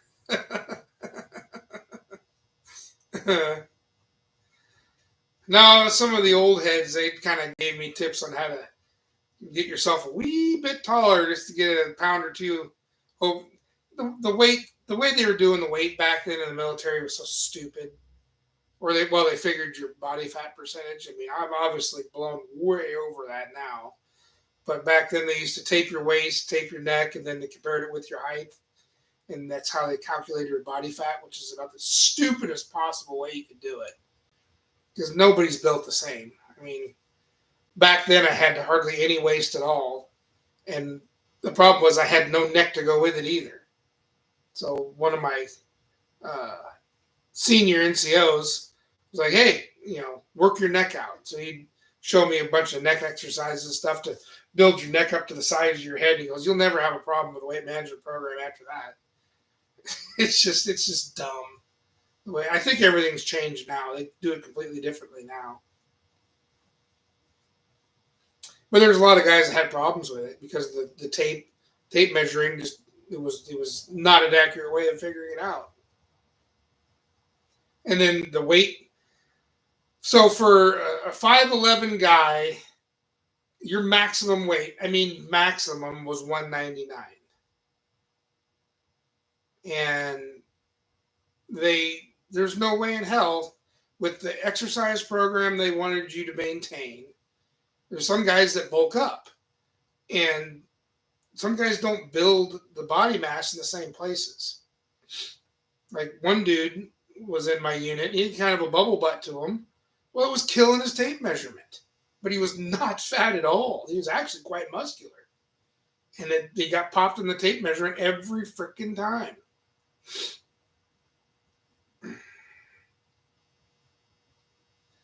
Yep, I would always tell them to tape my chest. Yeah, see, well, the crazy thing was when I got popped on, I come back from Christmas Exodus, I was like 2 pounds over. I mean, give me a break. I was on a training base at the time, so everything was done strictly by the book. So I got popped 2 pounds over. Immediately threw me on the weight management program. I mean, my first sergeant was a complete dick, and I hope he's rotting in hell right now. That guy was worthless. He didn't even know what the idea of being fat was. And that kid, that guy, well, he wasn't a kid. He was older than me, but it didn't matter what he ate. He'd never gain a pound. So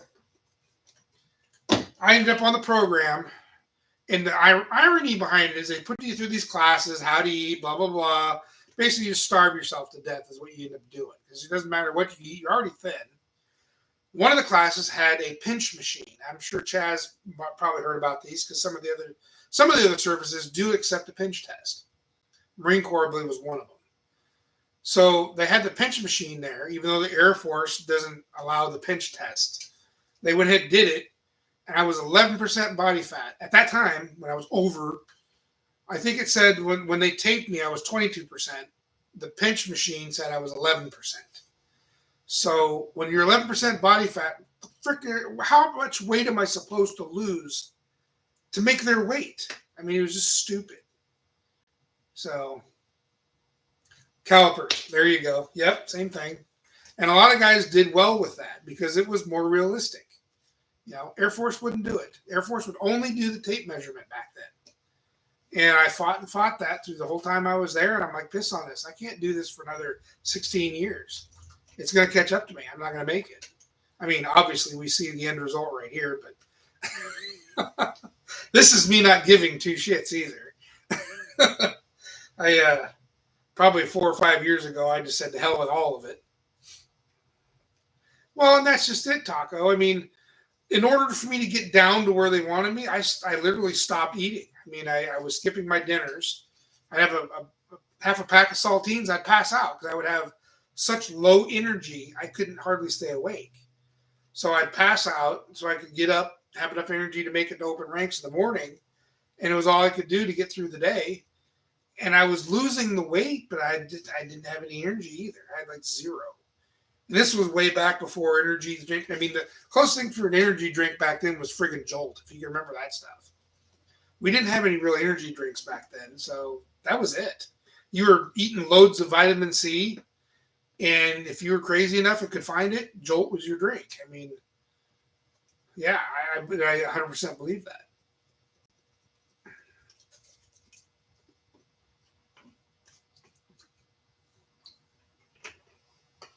So, anyways, I got down to being super, super skinny, and then I fractured my ankle playing volleyball, put me on a profile. Guess what? Put the weight back. Well, some of the weight back on. I mean, I wasn't fat, but I was back up in the area they didn't want me in. And they told me that I was going to get Article 15 for not making weight. And I'm like, so what's that mean? They said, well, we're going to hold your rank. So I wouldn't be able to put on Sergeant, E5. And I basically told them, you know what, fuck you. I'm done. I'm not playing this game. So, and it sucked. I really liked my job. I really liked what I did. But I wasn't going to spend 16 years fighting this program.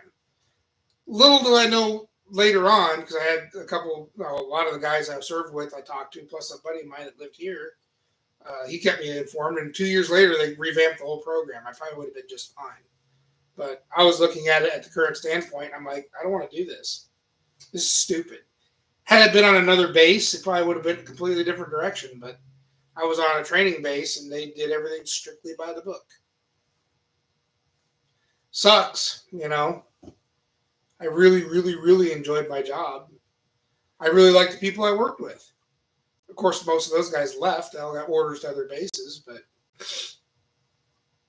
oh well. It is what it is, right? Hindsight's always 20/20. Then again, I wouldn't have all of this if I stayed in. Oh, that probably would have been a good thing. Oh well, what do you do? That's it. Life experience. It's just how it is. It turns left, you just follow it. What up, Freddie? How's it going, Maine? You ran a different program. Well, when you got your hands in the arena of where it's dealt with, Chaz, that's kind of a nice thing. Sometimes you can manipulate it in your favor, and good on you. It's a stupid program. It really is. There's a lot of guys that fought that program and ended up being forced out because of it. And they lost a lot of good guys. It was stupid. Saturday night, the Pacific. Yeah, beautiful day too, wasn't it, Freddie? Working on the daily. This pile had a uh, lean, lean left bank and a cylinder rate misfire. So got the injectors out and I was testing them and trying to figure out what the hell's going on here. It's not exactly. Oh yeah, Taco. Freddie works with me at the shitty, and Taco he lives. I want to say I always screw your town up. He's in Oregon, but he's not far from us, so I'll let you say it. But Taco's close by. He's a local, and Freddie Taco is another Toyota guy. So you're like Toyota brothers. Freddie's actually got some pretty badass scale model control rigs.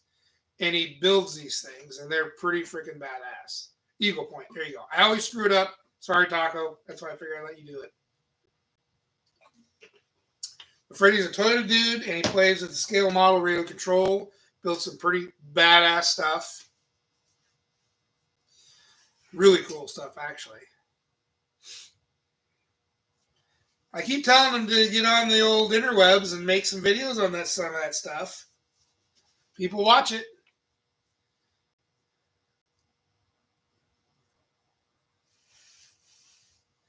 Anytime, man. Anytime. I'm serious though. You got some cool stuff. He really gets into the radio control and does a heck of a job. He's got some really cool builds. As his garage was loaded with them, I was just like, whoa.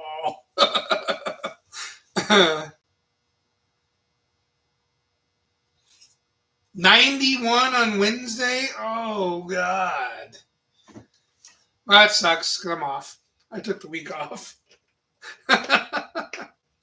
3 for 9, buddy. 3 for 9. Now I got to start moving a bunch of crap over at Mom's because we're going to try and tear down the lean-to and rebuild it because she's trying to crash down to Mother Earth on her own, and I don't want to do that with all that stuff in there. So you got to start working on that project.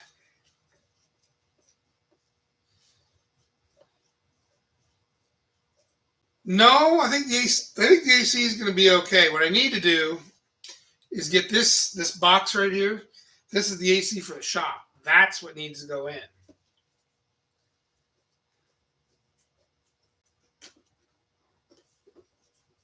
There we go, Taco. Attaboy. Thank you, sir. Summer, yeah. Well, I'll tell you what, Bryce. When summer arrives where you're at, it arrives like yesterday. Full freaking force.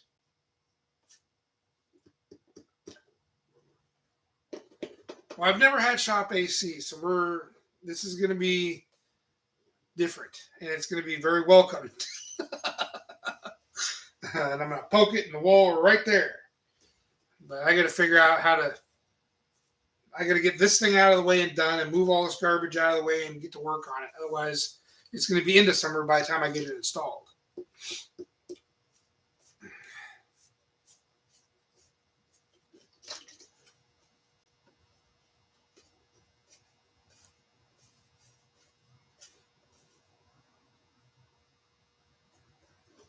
Well, we're going for it, Chaz. I don't know. You probably remember a while back me having it's this wall right here that the TV's mounted against. This whole wall I had tore apart, and I was doing all the wiring and stuff. So I ran all the wiring up over to right above where I'm going to put it. So I have all the wiring in, pretty much stubbed in for it. I just got to bore a hole in the wall and shove her in the wall. I thought about doing a mini split. Oh, you just now mentioned it. Uh, if you don't already have heat in your shop, I would suggest a mini split. I already have my 220 heaters and everything ran, and I'm good there. So I figure a wall shaker would be okay. If I had to do it over, and at that time if they were available, I probably would have went the route of the mini split. I've heard a couple other people, another friend, Tyler, put it in his shop, and he really likes it and swears by it. The only thing that worries me when putting stuff like that in, like these shop heaters, I got one way in that far corner over there. Oh, you probably can't see it.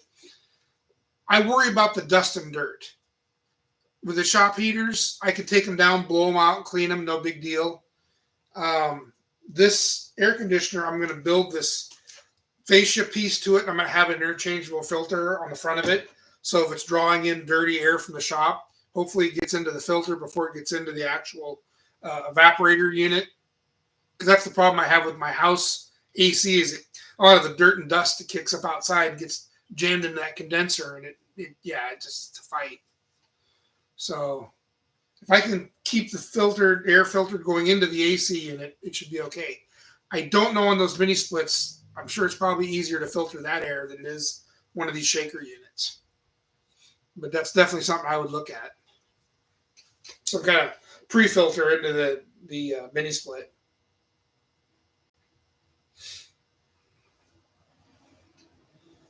Yeah, I would totally go the route of the mini split. I hear they're real energy efficient too. My construction here is 2x6, so it's well insulated. My little 220 heaters barely do anything with my electricity bill. They don't really cost anything. My worst adversary is my upper loft area here isn't real sealed off real well, but I'm working towards getting that completely rocked off, and then this thing should be nice.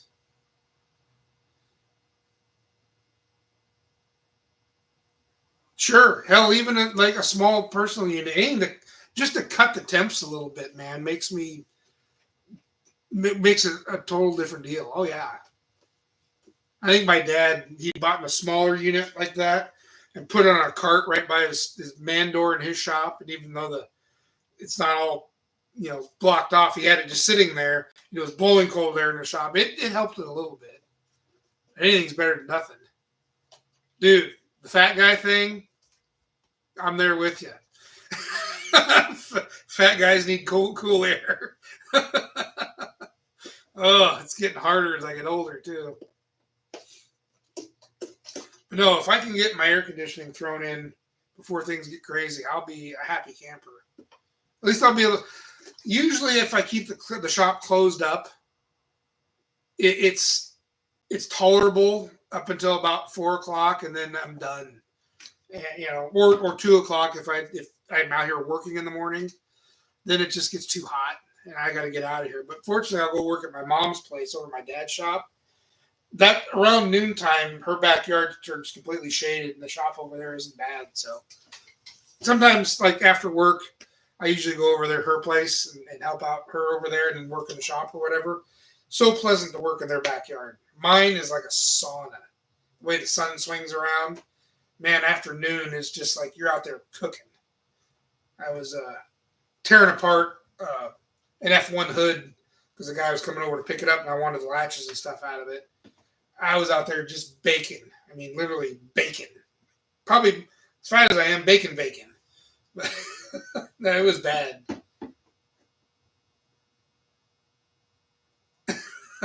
Fat guys need AC. I don't have any merch. I'm a nobody yet. I don't have any fancy shit to sell.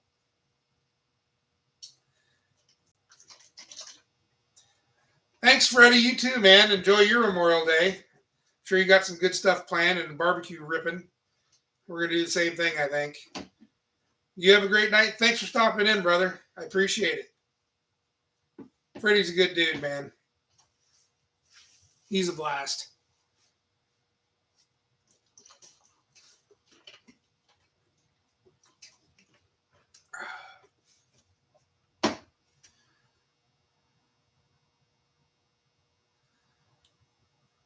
I gotta get a better logo and shit going too. I keep meaning to stop by Designs of All Kinds here in town and talk to him. He was, I was turned on to him by another guy from work um, to have him do logo and stuff, and he's got a connection with some t-shirt printing here too. But yeah, I gotta get bigger. Jeez, if I could just get monetized, it would make sense to me. I just can't. St. John's Road. What's that, Tony? Use friend. Anyways, I just can't see putting too much more money into this mess until I'm getting something back. And right now, I'm probably negative 5,000 into this whole. I can't count everything, but I mean, I had to buy a new camera and buy new tripods, and there's a lot of cost that goes into this crap. I'd like to recoup something before I start dumping more in. Company at St. John. No, this company is on. Okay, at St. John's Road where Minnehaha crosses, and you're heading into Hazeldale.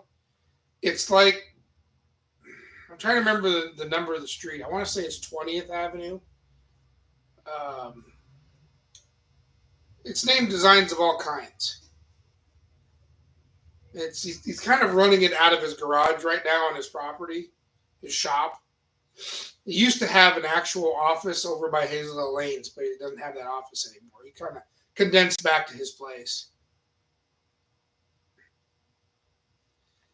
I'd love to do shirts. It's just, I want to come up. First, I got to come up with a little bit better logo, one that more reflects my stuff. Because, I mean, when I had Woody made my first logo, and at the time, he did exactly what I wanted him to do. He featured the cars I wanted to feature at the time. The problem is, those cars haven't even been on the channel. I mean, it was my intention, but it never happened. So now I think I want to redo the logo a little bit differently, so it's not necessarily featuring any of the cars on it that I'm doing, because I so far haven't even done those. I want to give it a little bit different spin. Keep the duck like I had, but do a little bit different spin on it. And I'd kind of like to do it locally, keep a local business,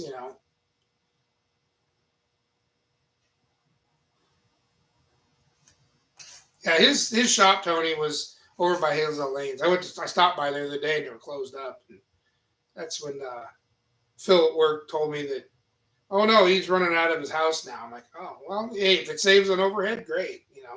Pass the savings down to the customer.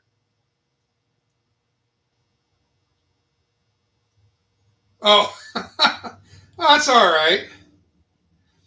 Oh, hey, Woody, he's in there after he was in here. Right on, dude. Yeah, I appreciate the stickers, dude. They were exactly what I wanted. I just think I'm going to do a different twist on it now. I just haven't decided yet. I wanted to talk to some different graphic artist people, kind of see what they had in mind. I'm not sure what to do with it. There hasn't been a big call for stickers at all lately. So I actually thought about dialing you up and getting another order from you. I'm pretty much out. I might have 2 left. But I've been holding back because I want to change it, but I'm not sure what I want to change it to. So, but no, those ones you made me were friggin' awesome. I mean, they were right exactly what I wanted. But I think things have changed. I know the cards I had you put on there, I didn't even put on the channel yet. So it's like, that was dumb. But no, that was what I wanted. So I don't know. I want to kind of find a local business though. I like keeping my money local. I'd like to try to anyways. Got to support the little guys, That duck, so my grandmother painted that. That's actually off a plaque that she made my dad to hang up in his shop. And I want to keep the duck for sure, but I think I might do the background differently. I just don't know how I want to do it. I don't know if I want to feature a car or not, because my cars keep changing. So I'm like, what do I do with this? So I'm playing around with it in my head. Because I want to start doing like watermarks on videos, and just because there's a lot of weird shit going on. I have heard stories of people's stuff getting hijacked. Not that it's happened to anybody I know of, but you always worry about it. I don't know. I want to find someone who can maybe give me some other ideas. I'm terrible at designing stuff. But no, the ones that Woody made me were awesome. And dude, I mean, I couldn't appreciate more. He sent me way more than I'd ever needed. I wanted to pay him for it. Well, I had to give him a little something, which I did. But the duck was something my grandmother painted. It was on a plaque that my dad had hung up in his shop. I can't remember. There was a saying that went underneath it. I can't remember what it was. But it had something to do with the number of customers pissing them off added to something. Or I'll have to get a picture of it someday. An AI video? What?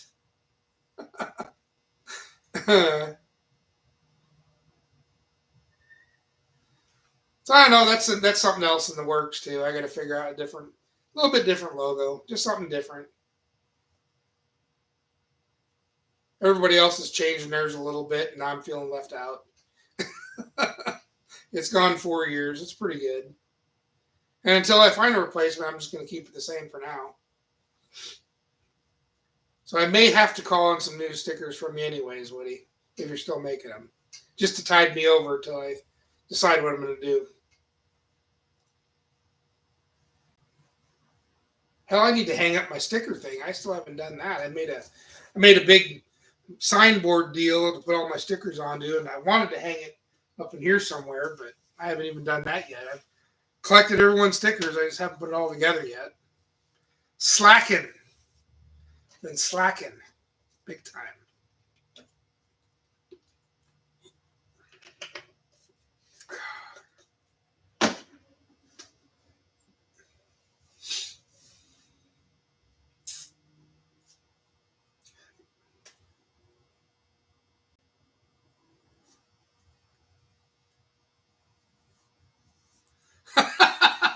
Yeah, Chaz knows shit. It's like, you have these intentions. I figured that's what your logo with the Pontiac. I think that's what the point of it was. But that's all right. You still got it. Oh, okay. All right. Well, I haven't had a call for stickers anyways in a while, but if I do, I'll look you up. If not, it's all right. Maybe it's time I thrust my way back into the idea of changing it.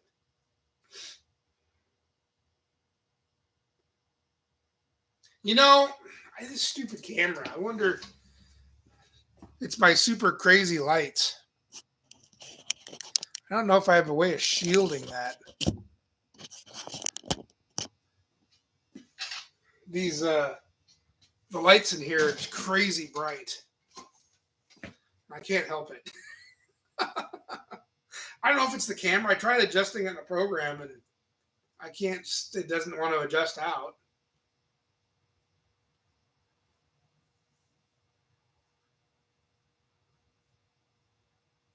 I remember you told a little bit of story, Chaz, about the 53.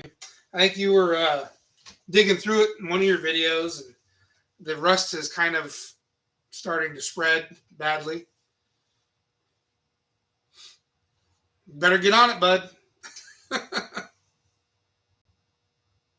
Oh, well, originally these lights, when I installed them, they're the old T12s, and they were all 60-watt bulbs. So I put, what did I got? 1, 2, 3, 4. There's technically 5 rows, but only 4 are on. And the 60 watters aren't nearly as bright. Well, if anyone knows, T12s are basically phased out. They're the government, they want to get involved in everything, including what light bulbs you can use in your friggin' house. And that includes these things. You can't buy an incandescent bulb anywhere anymore, and they sure as hell won't sell you any T12 bulbs. So I'm basically running on stock that I find. And unfortunately, the only thing left for the T12s anymore is 75 watters.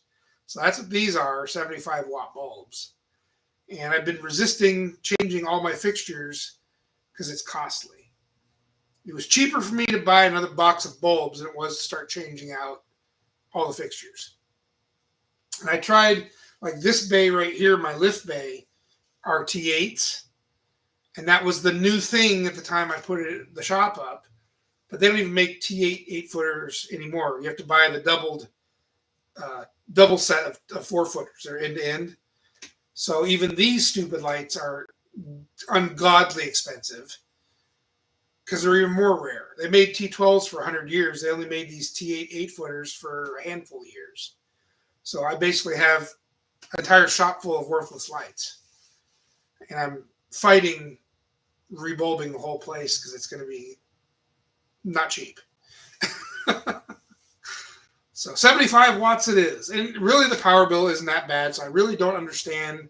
I get it. All this LED crap and everything saves power. I live in the land of water dams. Our electricity bill is not that bad. So bring me your T12s and all your, my electricity bill isn't all that bad. We have a lot of power in the Northwest. So eventually I will have to switch. It's not a cost I'm looking forward to. But I did buy enough bulbs to rebulb all of these lights one more time. I found them someplace online, 1000bulbs.com or something. We are. Yeah, it was like 1000 bulbs or 10,000bulbs.com or whatever. I was able to, and believe it or not, I was leery of shipping these 8-foot bastards through the mail. I figured I'd wind up with a box of 10,000 parts instead of bulbs. And miraculously, they arrived all non-broken. I was impressed. So leery I was because I was afraid I was going to be a box of busted up metal and glass. They got here. Matter of fact, it's that box leaning up. I don't know if you can see it. No, it's out of frame. So I got more T12 bulbs, but they're getting real hard. And they're getting harder to find and more expensive. So eventually I'm going to have to do it. I just want a 40-watt screw-in bulb for my house. Is that hard to get? Can't get those anymore either. Incandescents, gone. So stupid. And those things were probably more landfill friendly than this garbage you're selling now. But anyways, enough of my light bulb rant. I don't know. Maybe when it comes time to rebulb, I'll sell this dump and move to Tennessee. Let it be somebody else's problem. I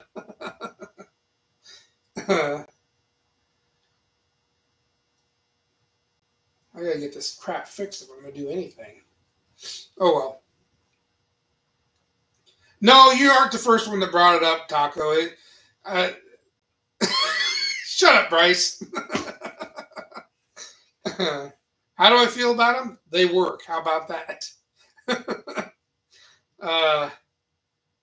No, you're not the first one. I've had lots of people say the lighting in here is crazy, and I don't know why it reflects like that. I'm looking back at it in the screen too, and I can see how bright it is. It really is not that bright in person, but man, it is definitely it's definitely reflecting pretty bad. Well, and my ceiling's painted white too. I wanted it bright. It's my dad's shop. When he built his, he didn't paint any of the interior panels or the ceiling. The ceiling's just sheetrock, and the interior panels are just CDX plywood, and it's like a friggin' dungeon in there. And I never liked working in the shop, so I decided when I built this place, everything was getting a coat of white paint, so light was not an issue, and might have went a little overkill.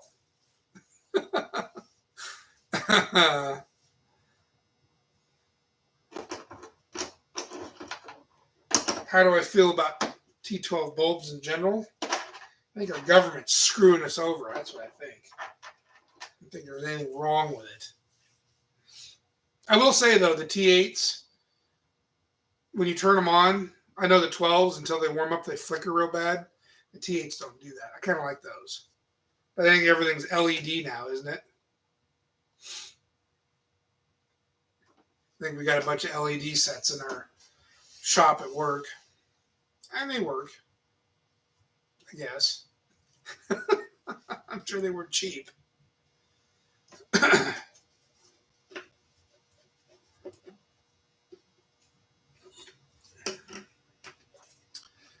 Oh, shoot. Well,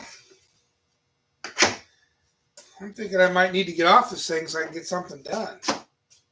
If I do a live working on anything, it's going to be not on this. LEDs flicker. Oh, you know what? That's a good point. I want one of these days when I get LED, I got to find somebody who knows how to get that flickering off the camera.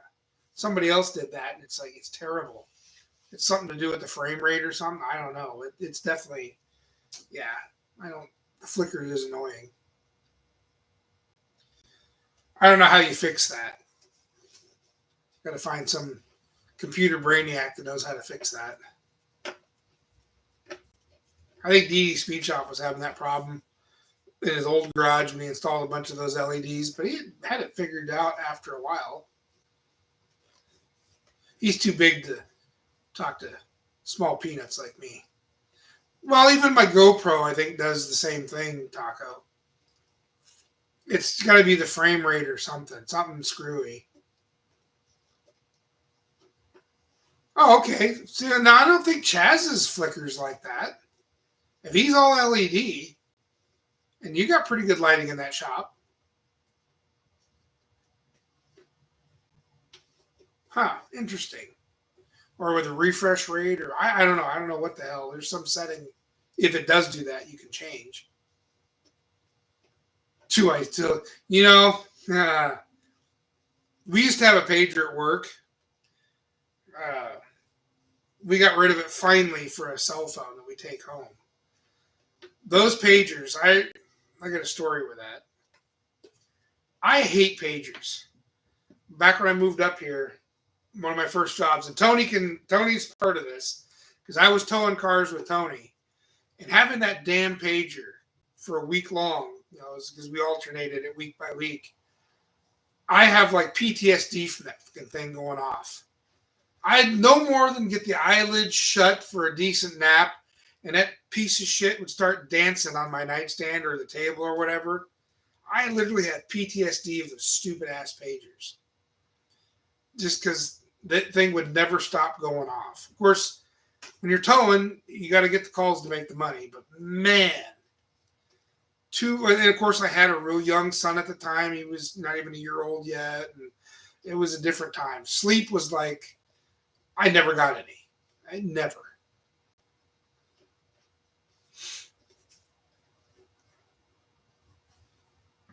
I was live back in the day with the after party streams and have LEDs.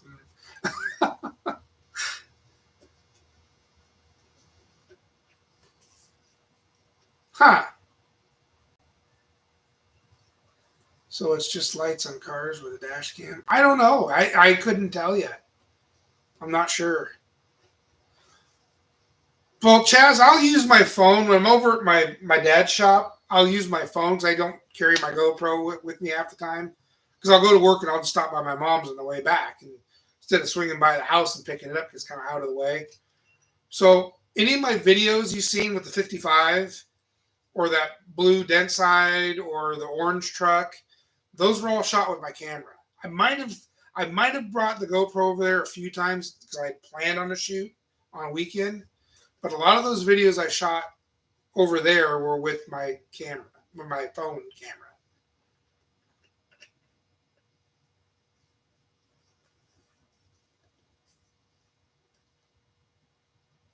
Huh. Yeah, I don't know. I know sometimes lights on cars will do that weird pulsing too. If you're filming in traffic and they'll have the daytime running on, you'll see their pull. Yeah, I've seen that. It's really weird. Here's one thing that I got told by GoPro, because this is how I fried my last Hero 8 Black. I left the battery in it. And apparently you can't do that. I didn't think it made a difference. But apparently if you leave your battery in and the battery somehow drains itself, it will short out the damn camera. Because I 86'd my GoPro, my first GoPro Hero 8, sent it to a guy to have it repaired, and he wanted basically what another one would cost for the repair. I'm like, screw that. So I didn't get it fixed, but GoPro informed me that you can't leave the battery stored in it. So don't do that. It costed me a Hero Black 8. which I think is stupid. You pay that kind of money for the damn thing, and then leaving the battery in it fries the board in it. Are you serious? Junk. And I don't know, most people probably experience the same thing. My Hero 8 does run hot. I have a door on it now that is open, or it's got a opening in the sides. I plug all my audio gear into it, so it isn't a closed solid door. It's not waterproof, so it helps with the heat dissipation a little bit, but it still gets hot. It's so dumb. I have an original GoPro Hero Plus, which that's like 2015 era. That thing will run for hours and not be a problem. The only problem is that the audio in that thing is horrible.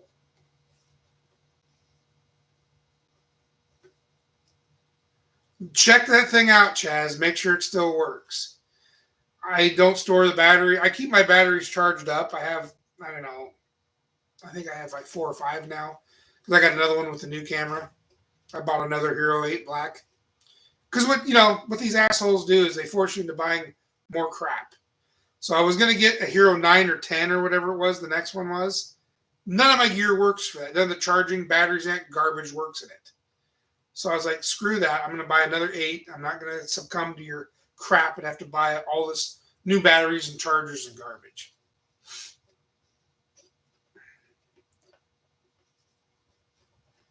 I like the 8. Well, so, you had a 5 talk? Okay. 5s are halfway decent, but I think the audio was kind of crappy in the GoPros until you get to like a 6 or 7. The 5 was an improvement, but I think the 6 or 7 had much better audio.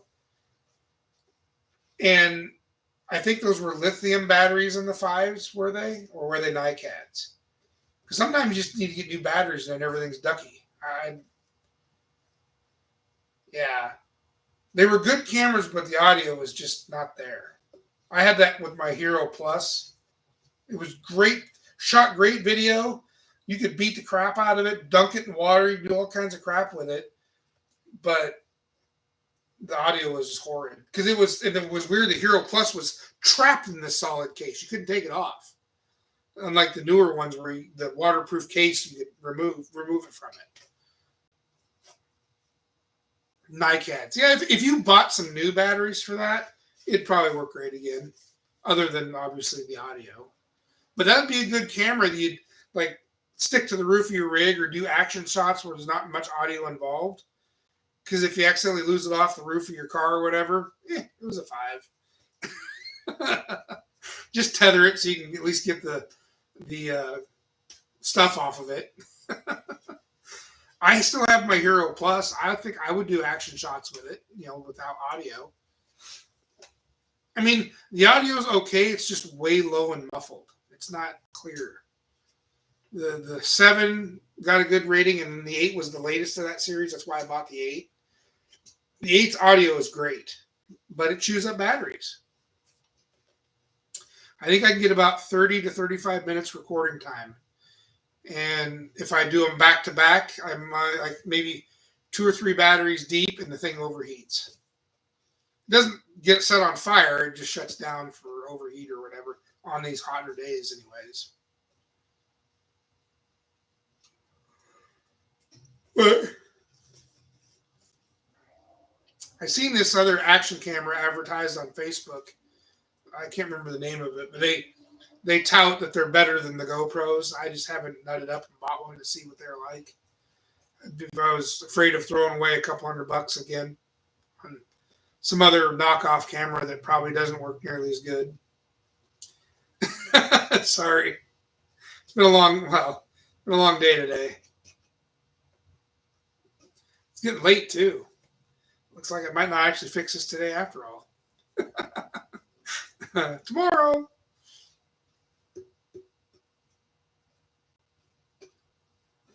I mean, I like my Hero Black. It's just the Black 8. If I get used to the idiosyncrasies with it, it's fine. What are they up to, like 12 now or something? But then the battery and the charger and all that crap you can't use it.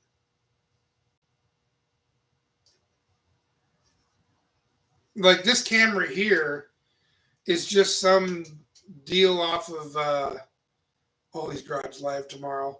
I'll have to mute it, Chaz, because I guarantee you there's going to be a slur of words the ears shouldn't be hearing. And then you'd have to witness a beached whale laid across the hood of this thing. It's not going to be pretty.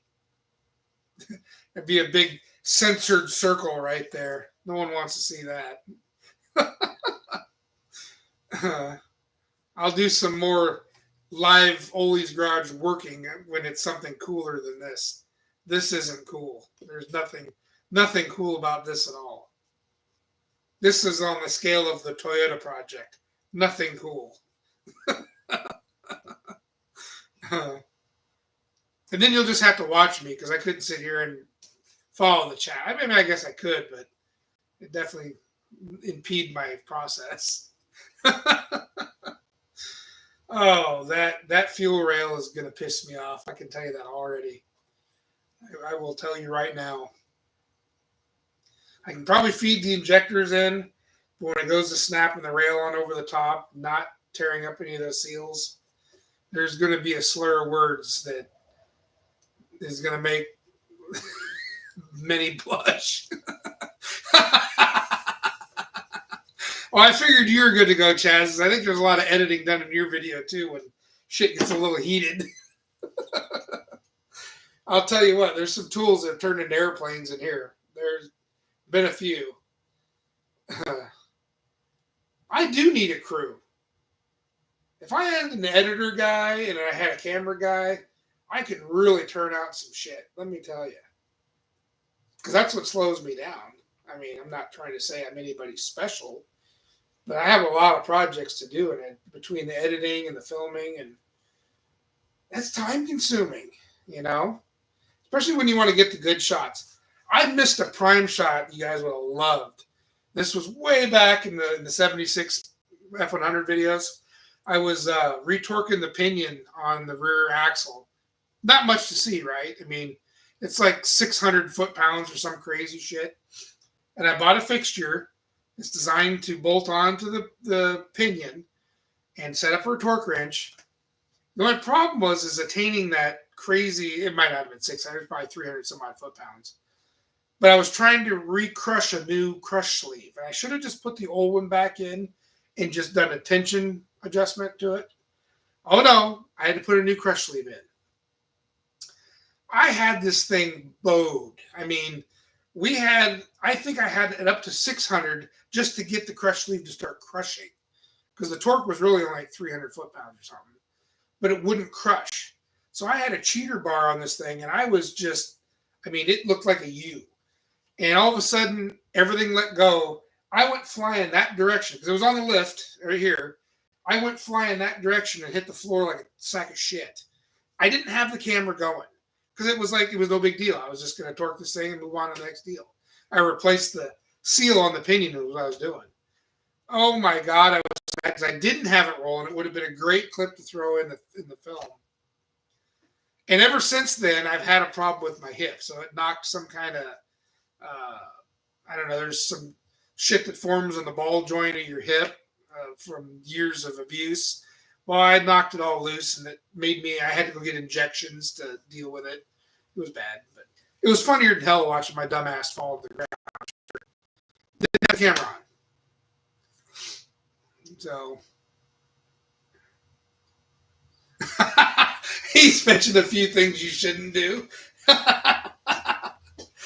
One thing I gotta tell you is anytime you do the talking, Chaz, the volume is so low. Your music and then your intro and exiting, so all the music is kind of high. But then when you start talking, I gotta crank the volume way up. So I don't know if there's something in his editing program he can change with that. I know when I'm editing videos, I got an audio meter I follow, and it plays my intro through and everything, so I can kind of even everything out. I just wanted to throw that out there to you, have him look at that, because every time you run your intro through, and it's loud. I mean, it's there, and then boom, you go into your opening intro to your video where you're starting talking, and it's like way low. I know I've said it before in the videos, but I don't know if it's just something he can't adjust. I'm not sure. But if he could fix that little deal. That'd be pretty badass. He does a great job editing. I don't know what you're getting, what kind of footage he's working with from you, but I think he does a great job editing. Lucky you have an in-house editor. I'm sure it's paying part of his rent.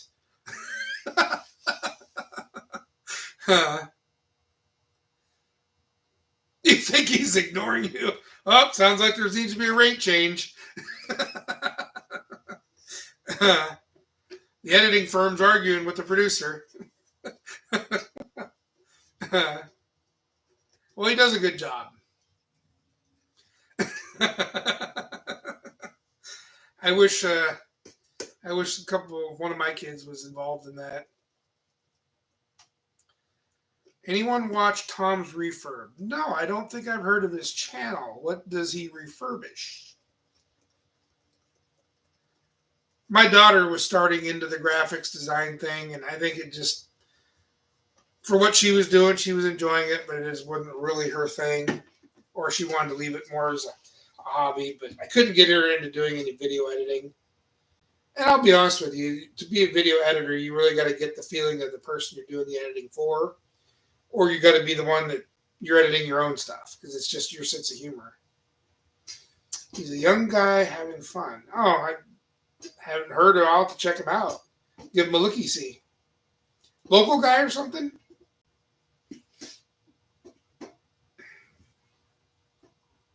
Oh, really? There's this dude. Now check this out. Hear me out on this one. I've never heard of this guy's channel ever before until like last month. His channel name is Simon Fordman. Have you heard of him? Way interesting complex of how he does his videos. He doesn't say a single word. Zero. Not a word. And his videos are up to an hour long. You can't step away from his video.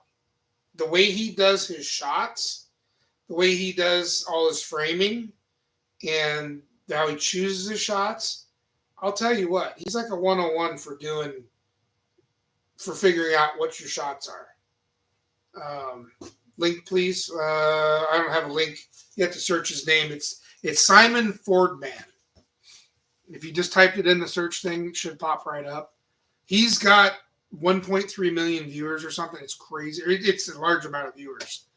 He doesn't do just Ford stuff. He does a little bit of everything. Like he had a Javelin on there.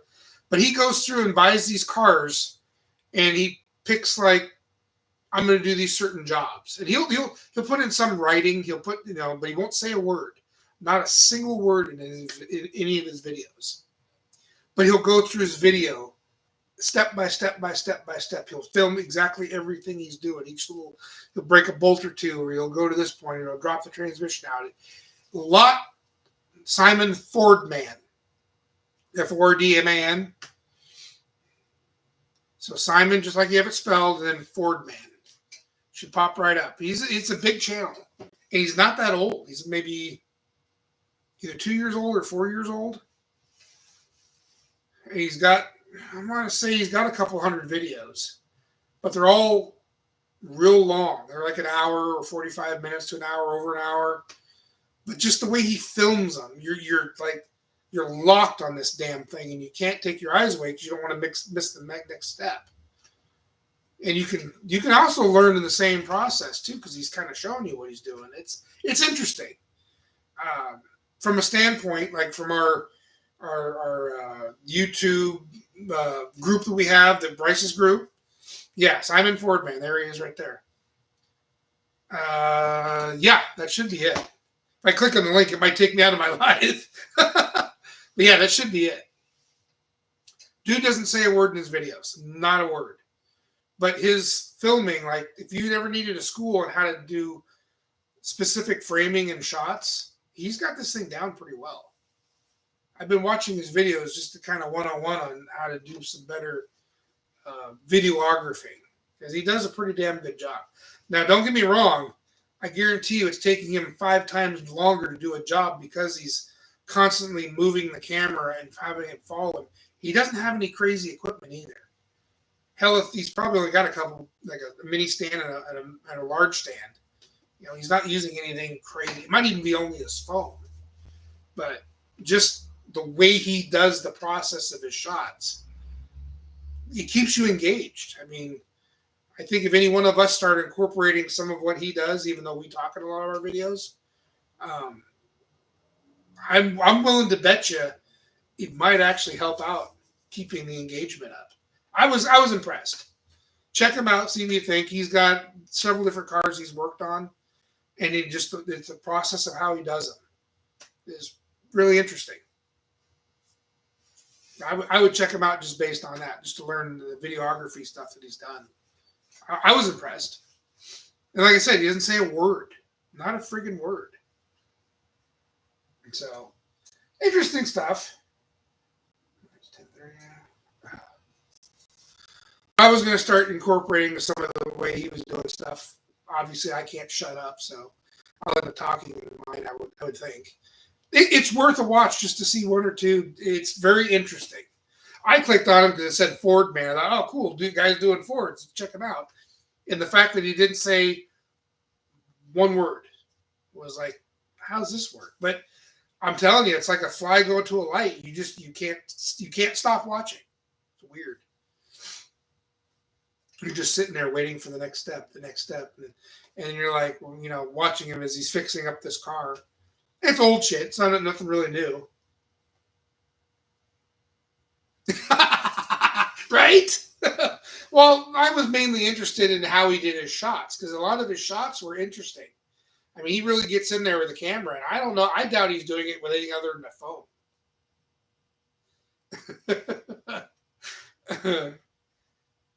I mean, I would just think incorporating all the different shots as you're talking would be like YouTube gold. You know what I mean?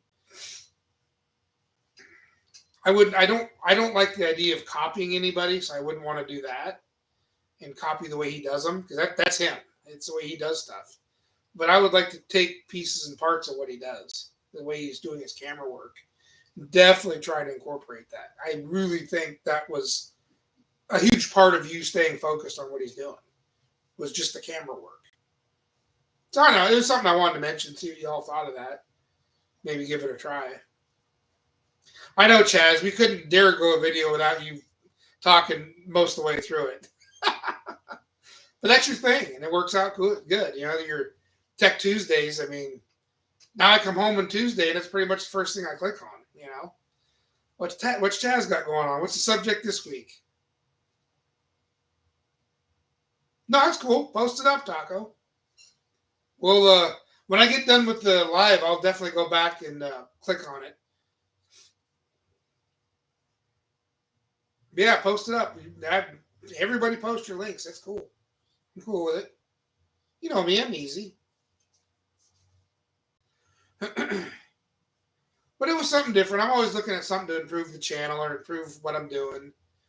A lot of my videos are kind of, the ones I'm kicking out are a couple of years old. So some of the new tactics I learned, I've applying. Well, there's a couple, like my mom's car. Those are newer videos. But like the Duster's old, so there's not much I can do with that. Right on, cool. Yeah, thanks. Give him a look too, see what he's all about. I'm all about, a lot of the small channels. You never know. Well, and that's it. There's a lot to learn from screwing up too, That's why I keep telling Bryce. I mean, because he's like, well, I always film me messing up. I says, well, other people can learn from that. I mean, there's a lot of takeaway from making mistakes. Not only do you learn, but other people learn too. There's nothing wrong with that. I have no problem sharing when I screw up. Sometimes I screw up really good. Problem is, a lot of times I don't have the friggin' camera on when I should have it on to catch these things.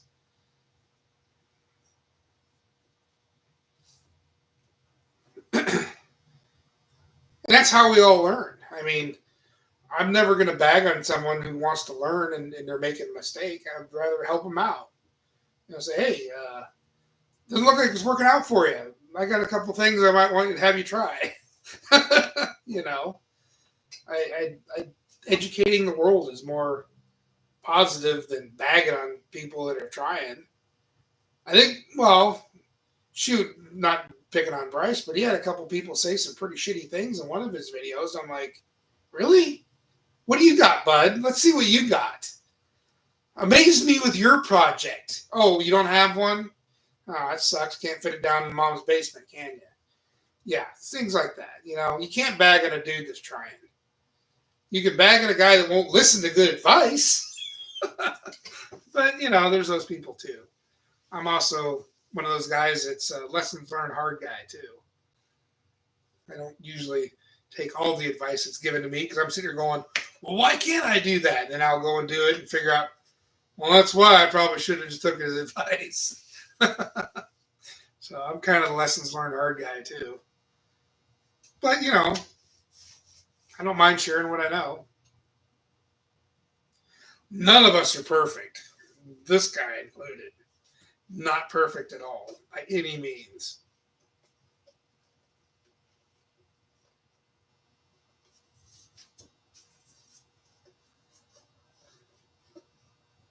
Oh! That was that one the first one you sold, that stepside C10 that was outside. I think I remember you saying something about that in one of your videos. That would have been some gold right there, bud. And that's what I mean. Sometimes the camera isn't rolling when it needs to be. Oh.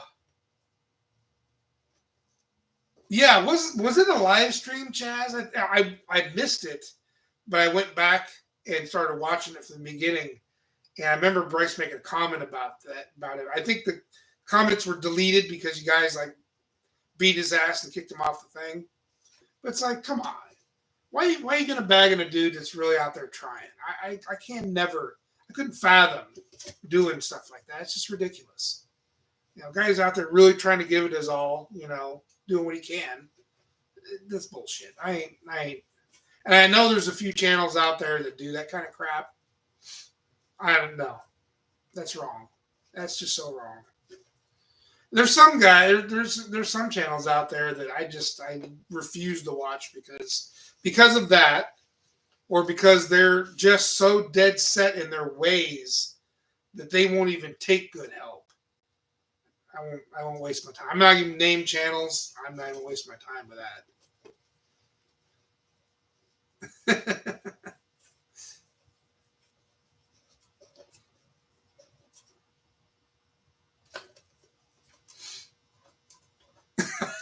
Well, it ain't the worst decision. It was just one of those things where you didn't think things were going to go the way they went. I'm pretty sure you imagined it just rolling out the door, reaching in, grabbing the brake or whatever, stops, eventless, right? Ain't nothing going to go wrong. That's usually when it goes wrong. I've done that a time or two. Like me eating shit on the floor, that would have been a good one.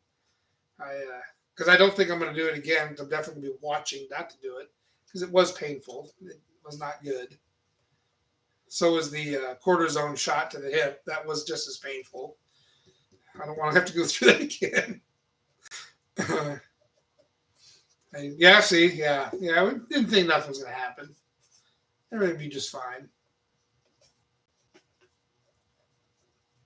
Oh, yeah. The generator blowing up would have been a good one too.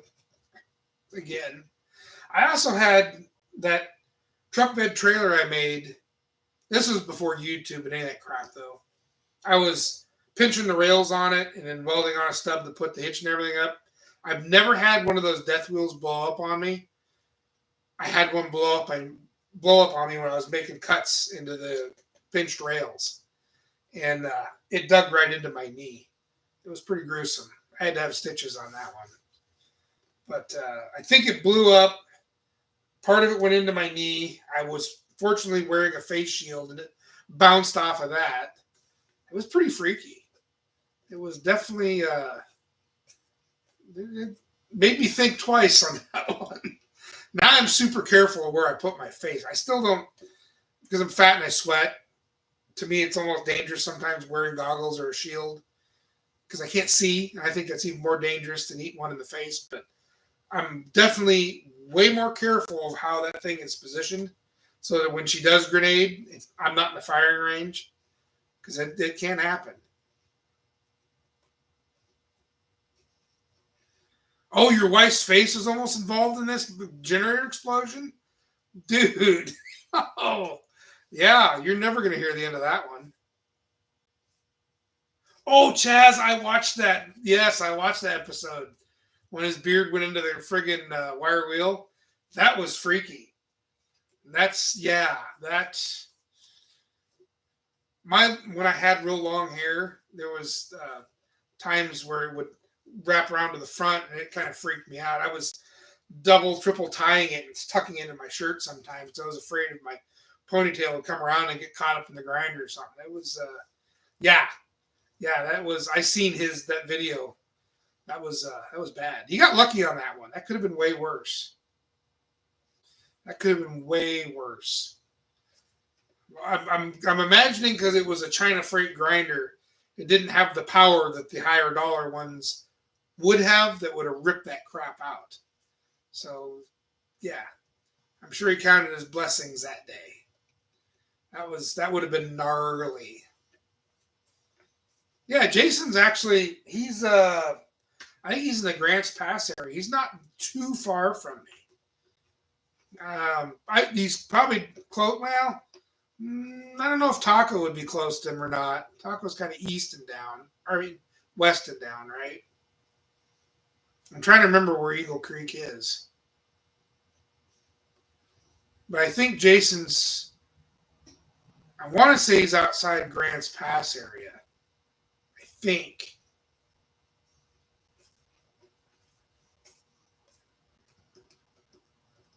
It's been a while since I haven't watched his stuff in a little while. I can't watch everyone's videos. It's so hard to get around. Yes. Well, hey, if you get lucky once, you're not going to get lucky twice. I'll tell you what, though. He's doing a hell of a job on that El Camino. I mean, that thing, pulling it out of a swamp like that, and then the amount of rust he's had to deal with. He's really doing a job on that thing. I'll give him that, especially with the resources, That year of car alone is tough to get parts for. So just having him being able to do what he's been able to do is pretty good. Looking forward to see how it turns out in the end. I think he put out a video about his Nova, this last one. I haven't watched it yet. Lee Daly's was it 60, 69 or 70 Nova?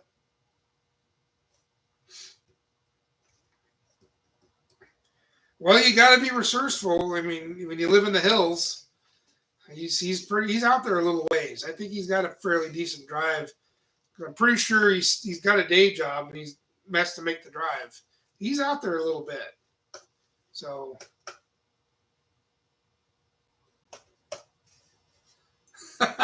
horseshoes and hand grenades.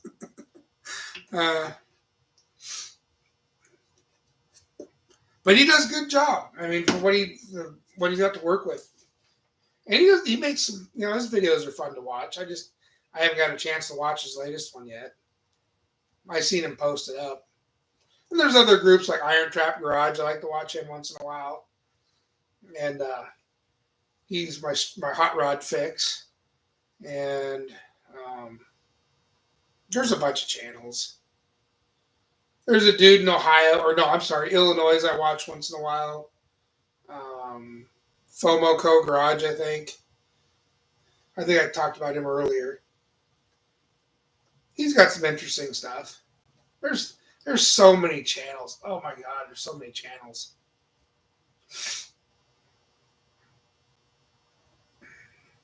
$45 minutes. That's right. Yep. 45 minutes one way. Hey, these cars were new cars at one time. It's all people had to drive. You just they take a little more maintenance than some. I've been driving my 69, like I was telling her earlier.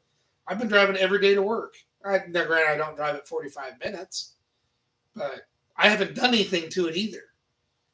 It does have a brake fluid leak. I keep a bottle of brake fluid in it. I have to fix that once I get done with this junk.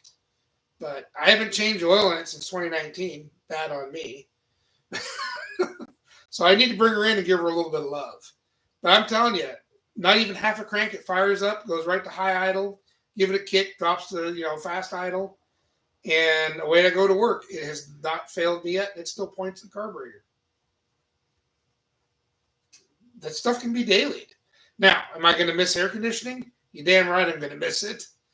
But fortunately, I don't have too far of a drive. Yeah, see, I mean, again, that 60, and you know what? I wouldn't be surprised if you put a lot of miles on that 65 and you get it back. That's going to be a freaking sweet truck. And I'll be honest with you, we're taller, a little bit taller guys. My buddy had a 64. I'll have to pull up some pictures. He had a 64 Chevy. We slammed bags on the back, and then we stepped the control arms in the front. It was still on coils in the front. But he had a 235-6 in that one. That was a comfortable truck to ride in. Used to daily myself. One way, walk back. What are you talking about, Taco? That truck's never let me. I've never walked with that truck. My 69. I drove that truck I brought from New Mexico, and it towed my Duster on a car trailer, and the total weight I was pulling was 14,500 pounds, all the way from New Mexico to here. Not even a doubt. It made it the whole way. No problems. And then I drove that truck daily for, 5 or 6 years.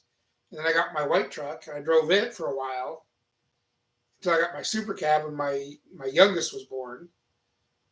And then I drove the super cab for 4 or 5 years until the transmission finally took a dump. Walk back. He said 25. No, he said 45 miles one way, I thought. 45 minutes one way.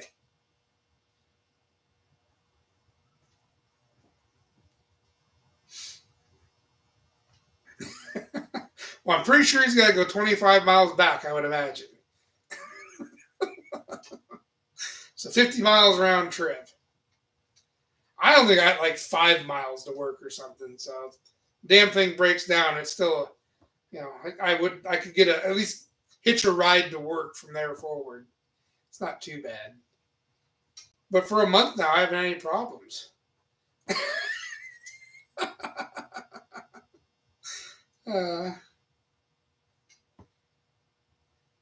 Hey, this old shit's reliable. It just takes a little bit of tinkering every once in a while. That's what people don't want to do, and that's why these new cars are what they are. They tune themselves. Because people don't want to do it. I don't mind it. I don't mind putting the hood up on the weekend and checking a few things over. And I mean, that's what I did to the 69. The front reservoir drain, which is, for anyone who knows, that's the front brakes. Or no, the rear reservoir. Yeah, rear reservoir, front brakes, the big one. The big one running the disc brakes in the front. That one was the one that went dry. And I drove it to work on rear brakes only, and I went and got a bottle of fluid, gave her a few pumps, ran some fluid into it. All of a sudden, I got pedal back. Been driving like that since. Fixed. I haven't checked it all week. I'm sure it might need a little bit. I'm sure I got a leaky caliper. I just got to rebuild it. But every morning, fires right up. I go fire it up right now. Half a crank, it'll start. It doesn't get the greatest gas mileage, but who cares? I bet you it probably gets 12. I haven't figured it out. It's running a little rich. I gotta figure out the formula. It's got a Carter AFB on it, so I gotta figure that formula to drop the idle circuit down, because it doesn't like me adjusting the idle mixture screws to lean it out. So it's definitely in the needle. So I gotta change that. I try to lean it out with the idle mixture screws. It gets unhappy. So it's in the jetting.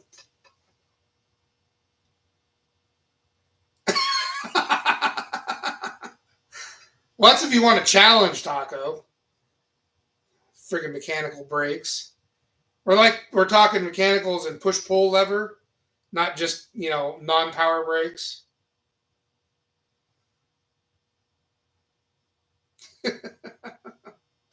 That is ballsy. I'll give you that. Well, when I was towing that trailer back from New Mexico, all my crap, when I was basically moving from New Mexico up here, I only had manual drum brakes. It was a little freaky when I was all those hills in Southern Oregon. It was a little scary. I think I had some smoke rolling off the front end on one of those passes.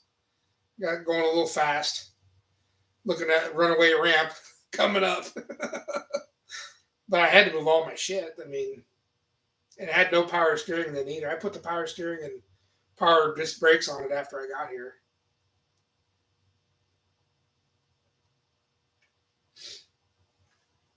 No, that truck Chaz is going to be badass. I wouldn't be surprised if you drive that a lot more. I know the air conditioning part's always a factor. Dude, I'm pretty sure those drums were on fire when I came down one of the passes. I mean, that was rolling smoke out from under the front fenders on the front end. It was, well, the trailer I was pulling, it was some equipment trailer. Well, it was an equipment trailer with motorhome RV style axles underneath it, that 5-spoke garbage with the removable outer rim, and I never could get the brakes to work. I tried. I mean, I put all new parts in that thing. I tried everything but the magnets. I couldn't find any magnets for it. And that was the last thing I had on the list. You know, and I didn't know what else I could do. So I left. So I'm pulling this thing with my truck's brakes only. That was the first dumbass thing. That trip, well, imagine the trip. So I'm 22 or something like that, 22, 23. I have a newborn. This kid's like 6 weeks old. Stuffed in the car seat next to us. My then wife, baby in the car seat, standard cab truck, no AC, drum brakes, 14,500 pounds, and we're hightailing it to Washington State. That was a trip. And my asshole ate several parts of that seat in Southern Oregon. It was not a fun trip.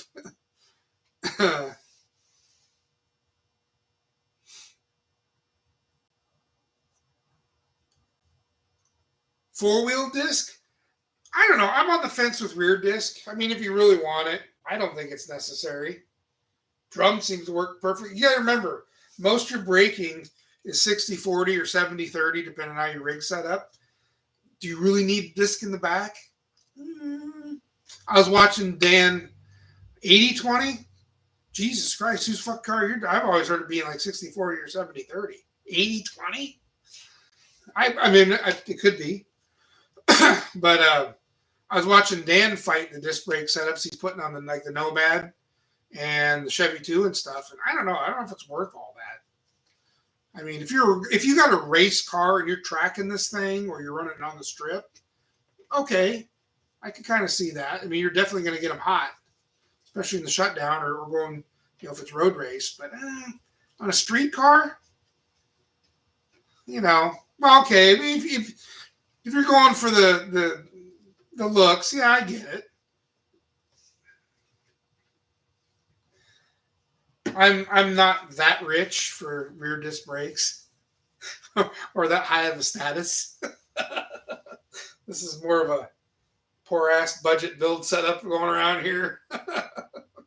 I did have a Lincoln Versailles that narrow disc brake rear end for a while. I ended up trading some stuff for it. I was going to put it in one of my cars. That's that elusive, super narrow 9-inch that came in the Granada-looking Lincolns. I had one of those for a little while. Matter of fact, it came with my 47 coupe. I opted to trade it out for equal dollars and parts.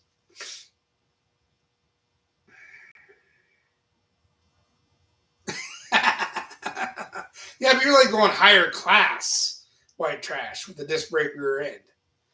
That's like, I might be able to hang out with you, but you have disc brakes all the way around. No, that's all right. I mean, those kits used to be really expensive, and they're actually coming down quite a bit. So I can see why a lot of people are switching to them. I mean, I'm totally. You have people that swear by drums. Man, I've had drum brakes. I've also had drum brakes fade the hell out on me. And I live in a state where it rains. And let me tell you what driving through puddles and drum brakes do. They take your brakes away. And I don't like the feeling of that shit.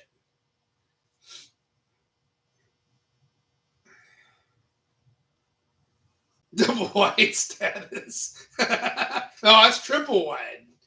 I'm going disc brakes in the rear is triple wide status. That's like, yeah.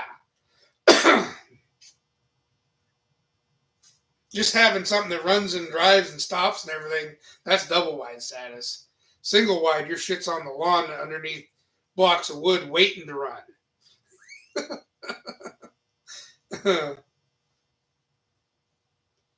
Yeah. I don't know. Someday I might do it. I just haven't found the necessity yet.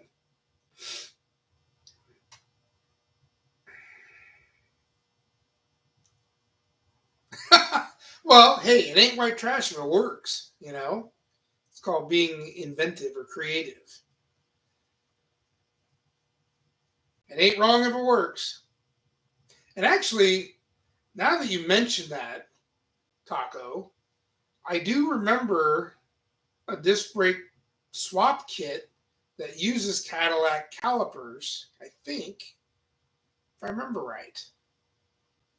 It was in some article back in the days where we used to have hot rod magazines we could read. I think I remember reading that article. Yeah, kits are getting cheap, which is cool. You know, it's especially for front disc brakes. I mean, now they make disc brake setups for just about everything in the front, and definitely expanding the horizon on the rears. Because I remember rear disc brakes was like exotic, or you had to buy the Lincoln Versailles rear end or whatever Cadillac Escalade disc or whatever the hell they were using. Um, no, they're definitely it's cool. It's just making it all work. That's the tough part.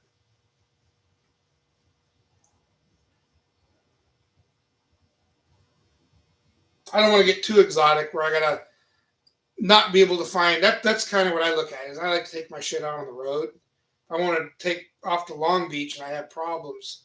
Can I pick this stuff up at a Napa somewhere or a parts store? You know, I'm not saying that Willwoods are bad brakes. I just say that can I get the stuff on the road? They may never fail. They may never have a problem. You don't know. I mean, it's mechanical. But I kind of like having stuff that I have a fairly good chance of getting replacement parts on the road if I have to. And I don't know of anyone that sells Willwood stuff other than catalog companies. You know, it's kind of sure you could probably carry some spare parts, but how much stuff you want to carry? But I do like to get out on the road and run it. Shut up, Taco! Damn it! I can sit here and dream, can't I? But no, like when I take my truck to the beach, I've never had a problem with it. There's always that one time. Well, no, I take that back. I did. I did have a problem one year. I was having fueling problems. But I ended up meeting some cool dudes to help me out and stuff. So it worked out pretty good in the end. That's another one where I wish I could have filmed that whole debauchery. I was at a point. I had a buddy I was traveling with. He drove his. He had a. Fuck, what year was that? I want to say it was a 61. Wasn't a 60. I want to say it was a 61 Parkway wagon. It was a GM. Anyways, we were traveling together. He was more worried about the transmission and his letting go. And I wasn't worried about anything. I was the one that ended up having problems the whole trip. My fuel tank was sucking garbage, and I thought I'd cleaned it all out, and I guess I didn't clean it out as well as I thought. And it clogged up everything at 86, my fuel pump, just outside of Astoria. And these two dudes came over this knoll, and Phil was the guy who was with me. He's all, don't worry, I got a 45 with me. Like, I don't want to get into a gunfight out here in the middle of nowhere and then get raped by these hillbillies. Wound up finding out these guys were really cool dudes. One dude had owned a transmission shop. He closed it and moved all his gear to the shop he had there. Towed my truck to a shop, which is right off the highway. Called ahead to a parts store in Warrenton. We beeline to the parts store. I left my truck in this dude's shop. Kind of scared that it might be the last time I ever see my 56 again. Because we didn't know these dudes. They could be stripping it while we were gone. And you know how it goes. But no, they were actually pretty cool. Showed up the next morning. He left the place unlocked. Got in there, fixed it up. His other buddy, I'm trying to remember his name. Funniest guy in the freaking world. Dude was he was an ex-coastie. He just retired from the Coast Guard. Had us freaking rolling. I mean, guy, funnier than all hell. Sat there and told stories for hours and got the truck and everything fixed. And the dude that owned the place, come to find out, he had the transmission shop, but he was working on a 40s Harley. He had one of his hoists. He had some other stuff he was working on. And he's like, whatever you need, man, help yourself. I was like, couldn't have found a better place to break down at. I mean, two solid dudes. I'll never forget them. Ended up on our next trip through, found out what he drank and bought a fifth of it, left it on his front porch. My buddy Phil did. That was like freaking awesome. It's car world, man. All car people are just cool as hell. That was a pretty crazy trip. But I ended up taking an electronic whiz bang pump. I just strapped it to my existing fuel pump and spliced it in right there. You're supposed to put it back in the tank, because it's a pusher. Well, I turned it into a puller. My tank was only in my cab anyway, so it wasn't like I had to go that far. But I drove it to the rest of the way to Long Beach. I drove around that whole weekend and drove it home on that clickety-clack. I just wired it in my fuse block and spliced the hose right there at the original fuel pump, and I drove it around the rest of the way that way. Whatever it sucked through, either that electric pump was chewing it up and sending it through, that was all it was, just a little bit of crap. But it made the rest of the trip.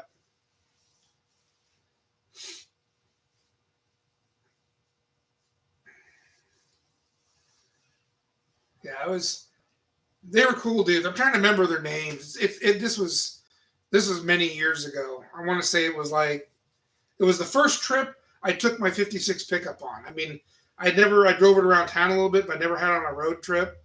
And I think it was before I lowered it too. Thank goodness, because I had to crawl underneath it and fix it a couple times, but working the bugs out like anything else. But no, it was the year my Uncle Tom come up from Nevada. He brought his I want to say it's a 50 Chevy 5-window pickup. Beautiful truck. He drove up to my dad's place, dropped his trailer off, and he drove his truck to Long Beach. And we met him there. Only I was supposed to be there sooner had I not broken down. So it was a cool year. I got to cruise with my Uncle Tom. We went to the show together. We obviously had our space, and my buddy Phil, we all of us cruised together. It was fun. I got some video shot. Matter of fact, trying to remember no, it was a different year, that one I put the video of me cruising there. But I have some pictures of me, shooting him in the rearview mirror and stuff. And we had some fun. It was a good time. I think I do have a little bit of video footage of me following him leaving the show, my Uncle Tom.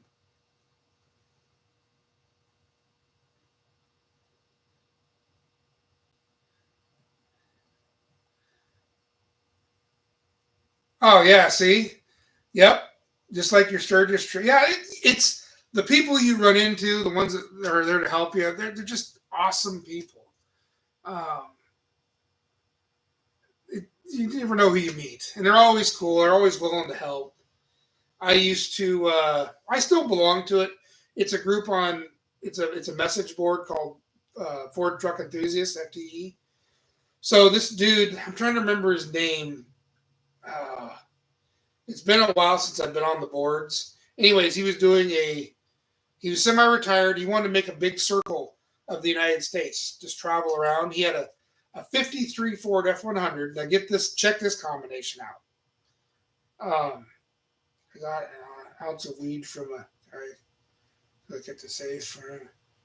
Oh, right on. Hey, help a dude out. Anyways, the guy that he was one of the members of the board. He wanted to do a kind of a run of the United States before he got too old or wasn't able to do it. So this 53 Ford he had, tilt nose. Check this out. He subbed it with a Ford LTD, so I had a Ford LTD subframe on it. It was powered by a Mercedes diesel. Shit you not. Engine, transmission. And then he had some crazy buckets. And I mean, it was a crude setup truck. This thing looked like it drove out of the wrecking yard, basically. It was like, how in the hell is this guy getting anywhere with this truck? He started out in, I think it was either Georgia or Alabama, drove all the way to the West Coast, drove up the coast, and right somewhere in either Northern California or Southern Oregon, he wound up with a transmission problem. And this was, I had just gotten my 56 drivable at this point. I hit him up. Because he was putting his trip all on the message board. I'm like, hey, dude, I'm in Vancouver, Washington. I'm not far from where you're at. I got a lift. I got tools. I got a rig you can borrow if you need it to go back and forth from where you're. Because he was towing a teardrop trailer. And I told him, hell, you can set up your teardrop trailer in my backyard just before I had all this crap back here. He goes, no, I'm not going to pose. I got a place I'm going to put the teardrop at and stay. If you didn't mind, I lent him my white truck. And he put it up on the lift here. And we pulled the transmission. He went over to Mercedes of Portland, picked up the stuff he needed. I think we had to make a gasket for it. He either picked it up or I had some gasket material, but we had to make a pump gasket for it. And he sat here. We wrenched on it and got it put back together, not leaking. He fired it up and fixing his transmission. It enabled him to take off up into Canada, into Alaska. He made a loop of Alaska. Came back down, went all the way across the top of the United States, and then dropped back down to where he was from. I think he was gone for, oh God, how many? He put 2,500 miles on that thing? Maybe it was more than that. It was a hell of a trip. It was a 7-month trip, I think. Something else. But had I not helped him out here, he wouldn't have made it up into Alaska. And it was, I ain't kidding you. I'll have to sometime post pictures of this thing. It was a hell of a setup. I want to say it was early 80s, late 70s, early 80s Mercedes diesel was what he was powering this 53 F100 with. Something else. I mean, I couldn't believe it. But he made it. He made it all the way up there and back and went east with it. And he dropped down somewhere around the Great Lakes and headed south. Something else. Good. I got stories for hours. God, you got to shut me up. But it's the cool people you meet, you know. Anyways. Well, I think I've bored you enough. Whoever's actually still here. I don't even know how many people are on this thing. It doesn't show me. But I think we're going to close it up for the night. It's now 11 o'clock. Chaz probably fell asleep at the wheel. There's 7 people on here? Seriously? Wow. All right. I think we lost Chaz. I went down. Dude, it's late there. He's way back there on the East Coast time. So, I want to be able to get up, watch Bryce's video in the morning, and I got to go make sure mine posts. It should be set. Yeah. You're O dark early in the morning. That's what that O in front of the 2's for. O dark early. I hear you. No, I think we're going to close her up. I appreciate y'all being here. It's pretty. I don't do them as often, obviously, because I don't get nothing done. So I sit here and chatty Cathy my way through the whole night. So, anyways, thanks for being here, and we're gonna have to do it again. I'll make sure there's something cooler in here than this pedestrian garbage that nobody wants to see. I'll have something cool in here. Maybe we'll fire an engine or something up.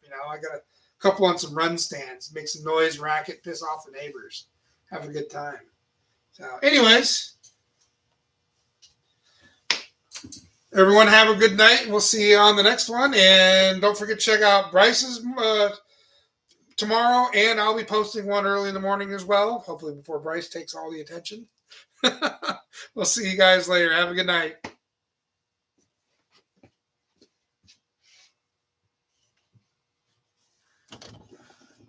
I'm going to figure out here we are.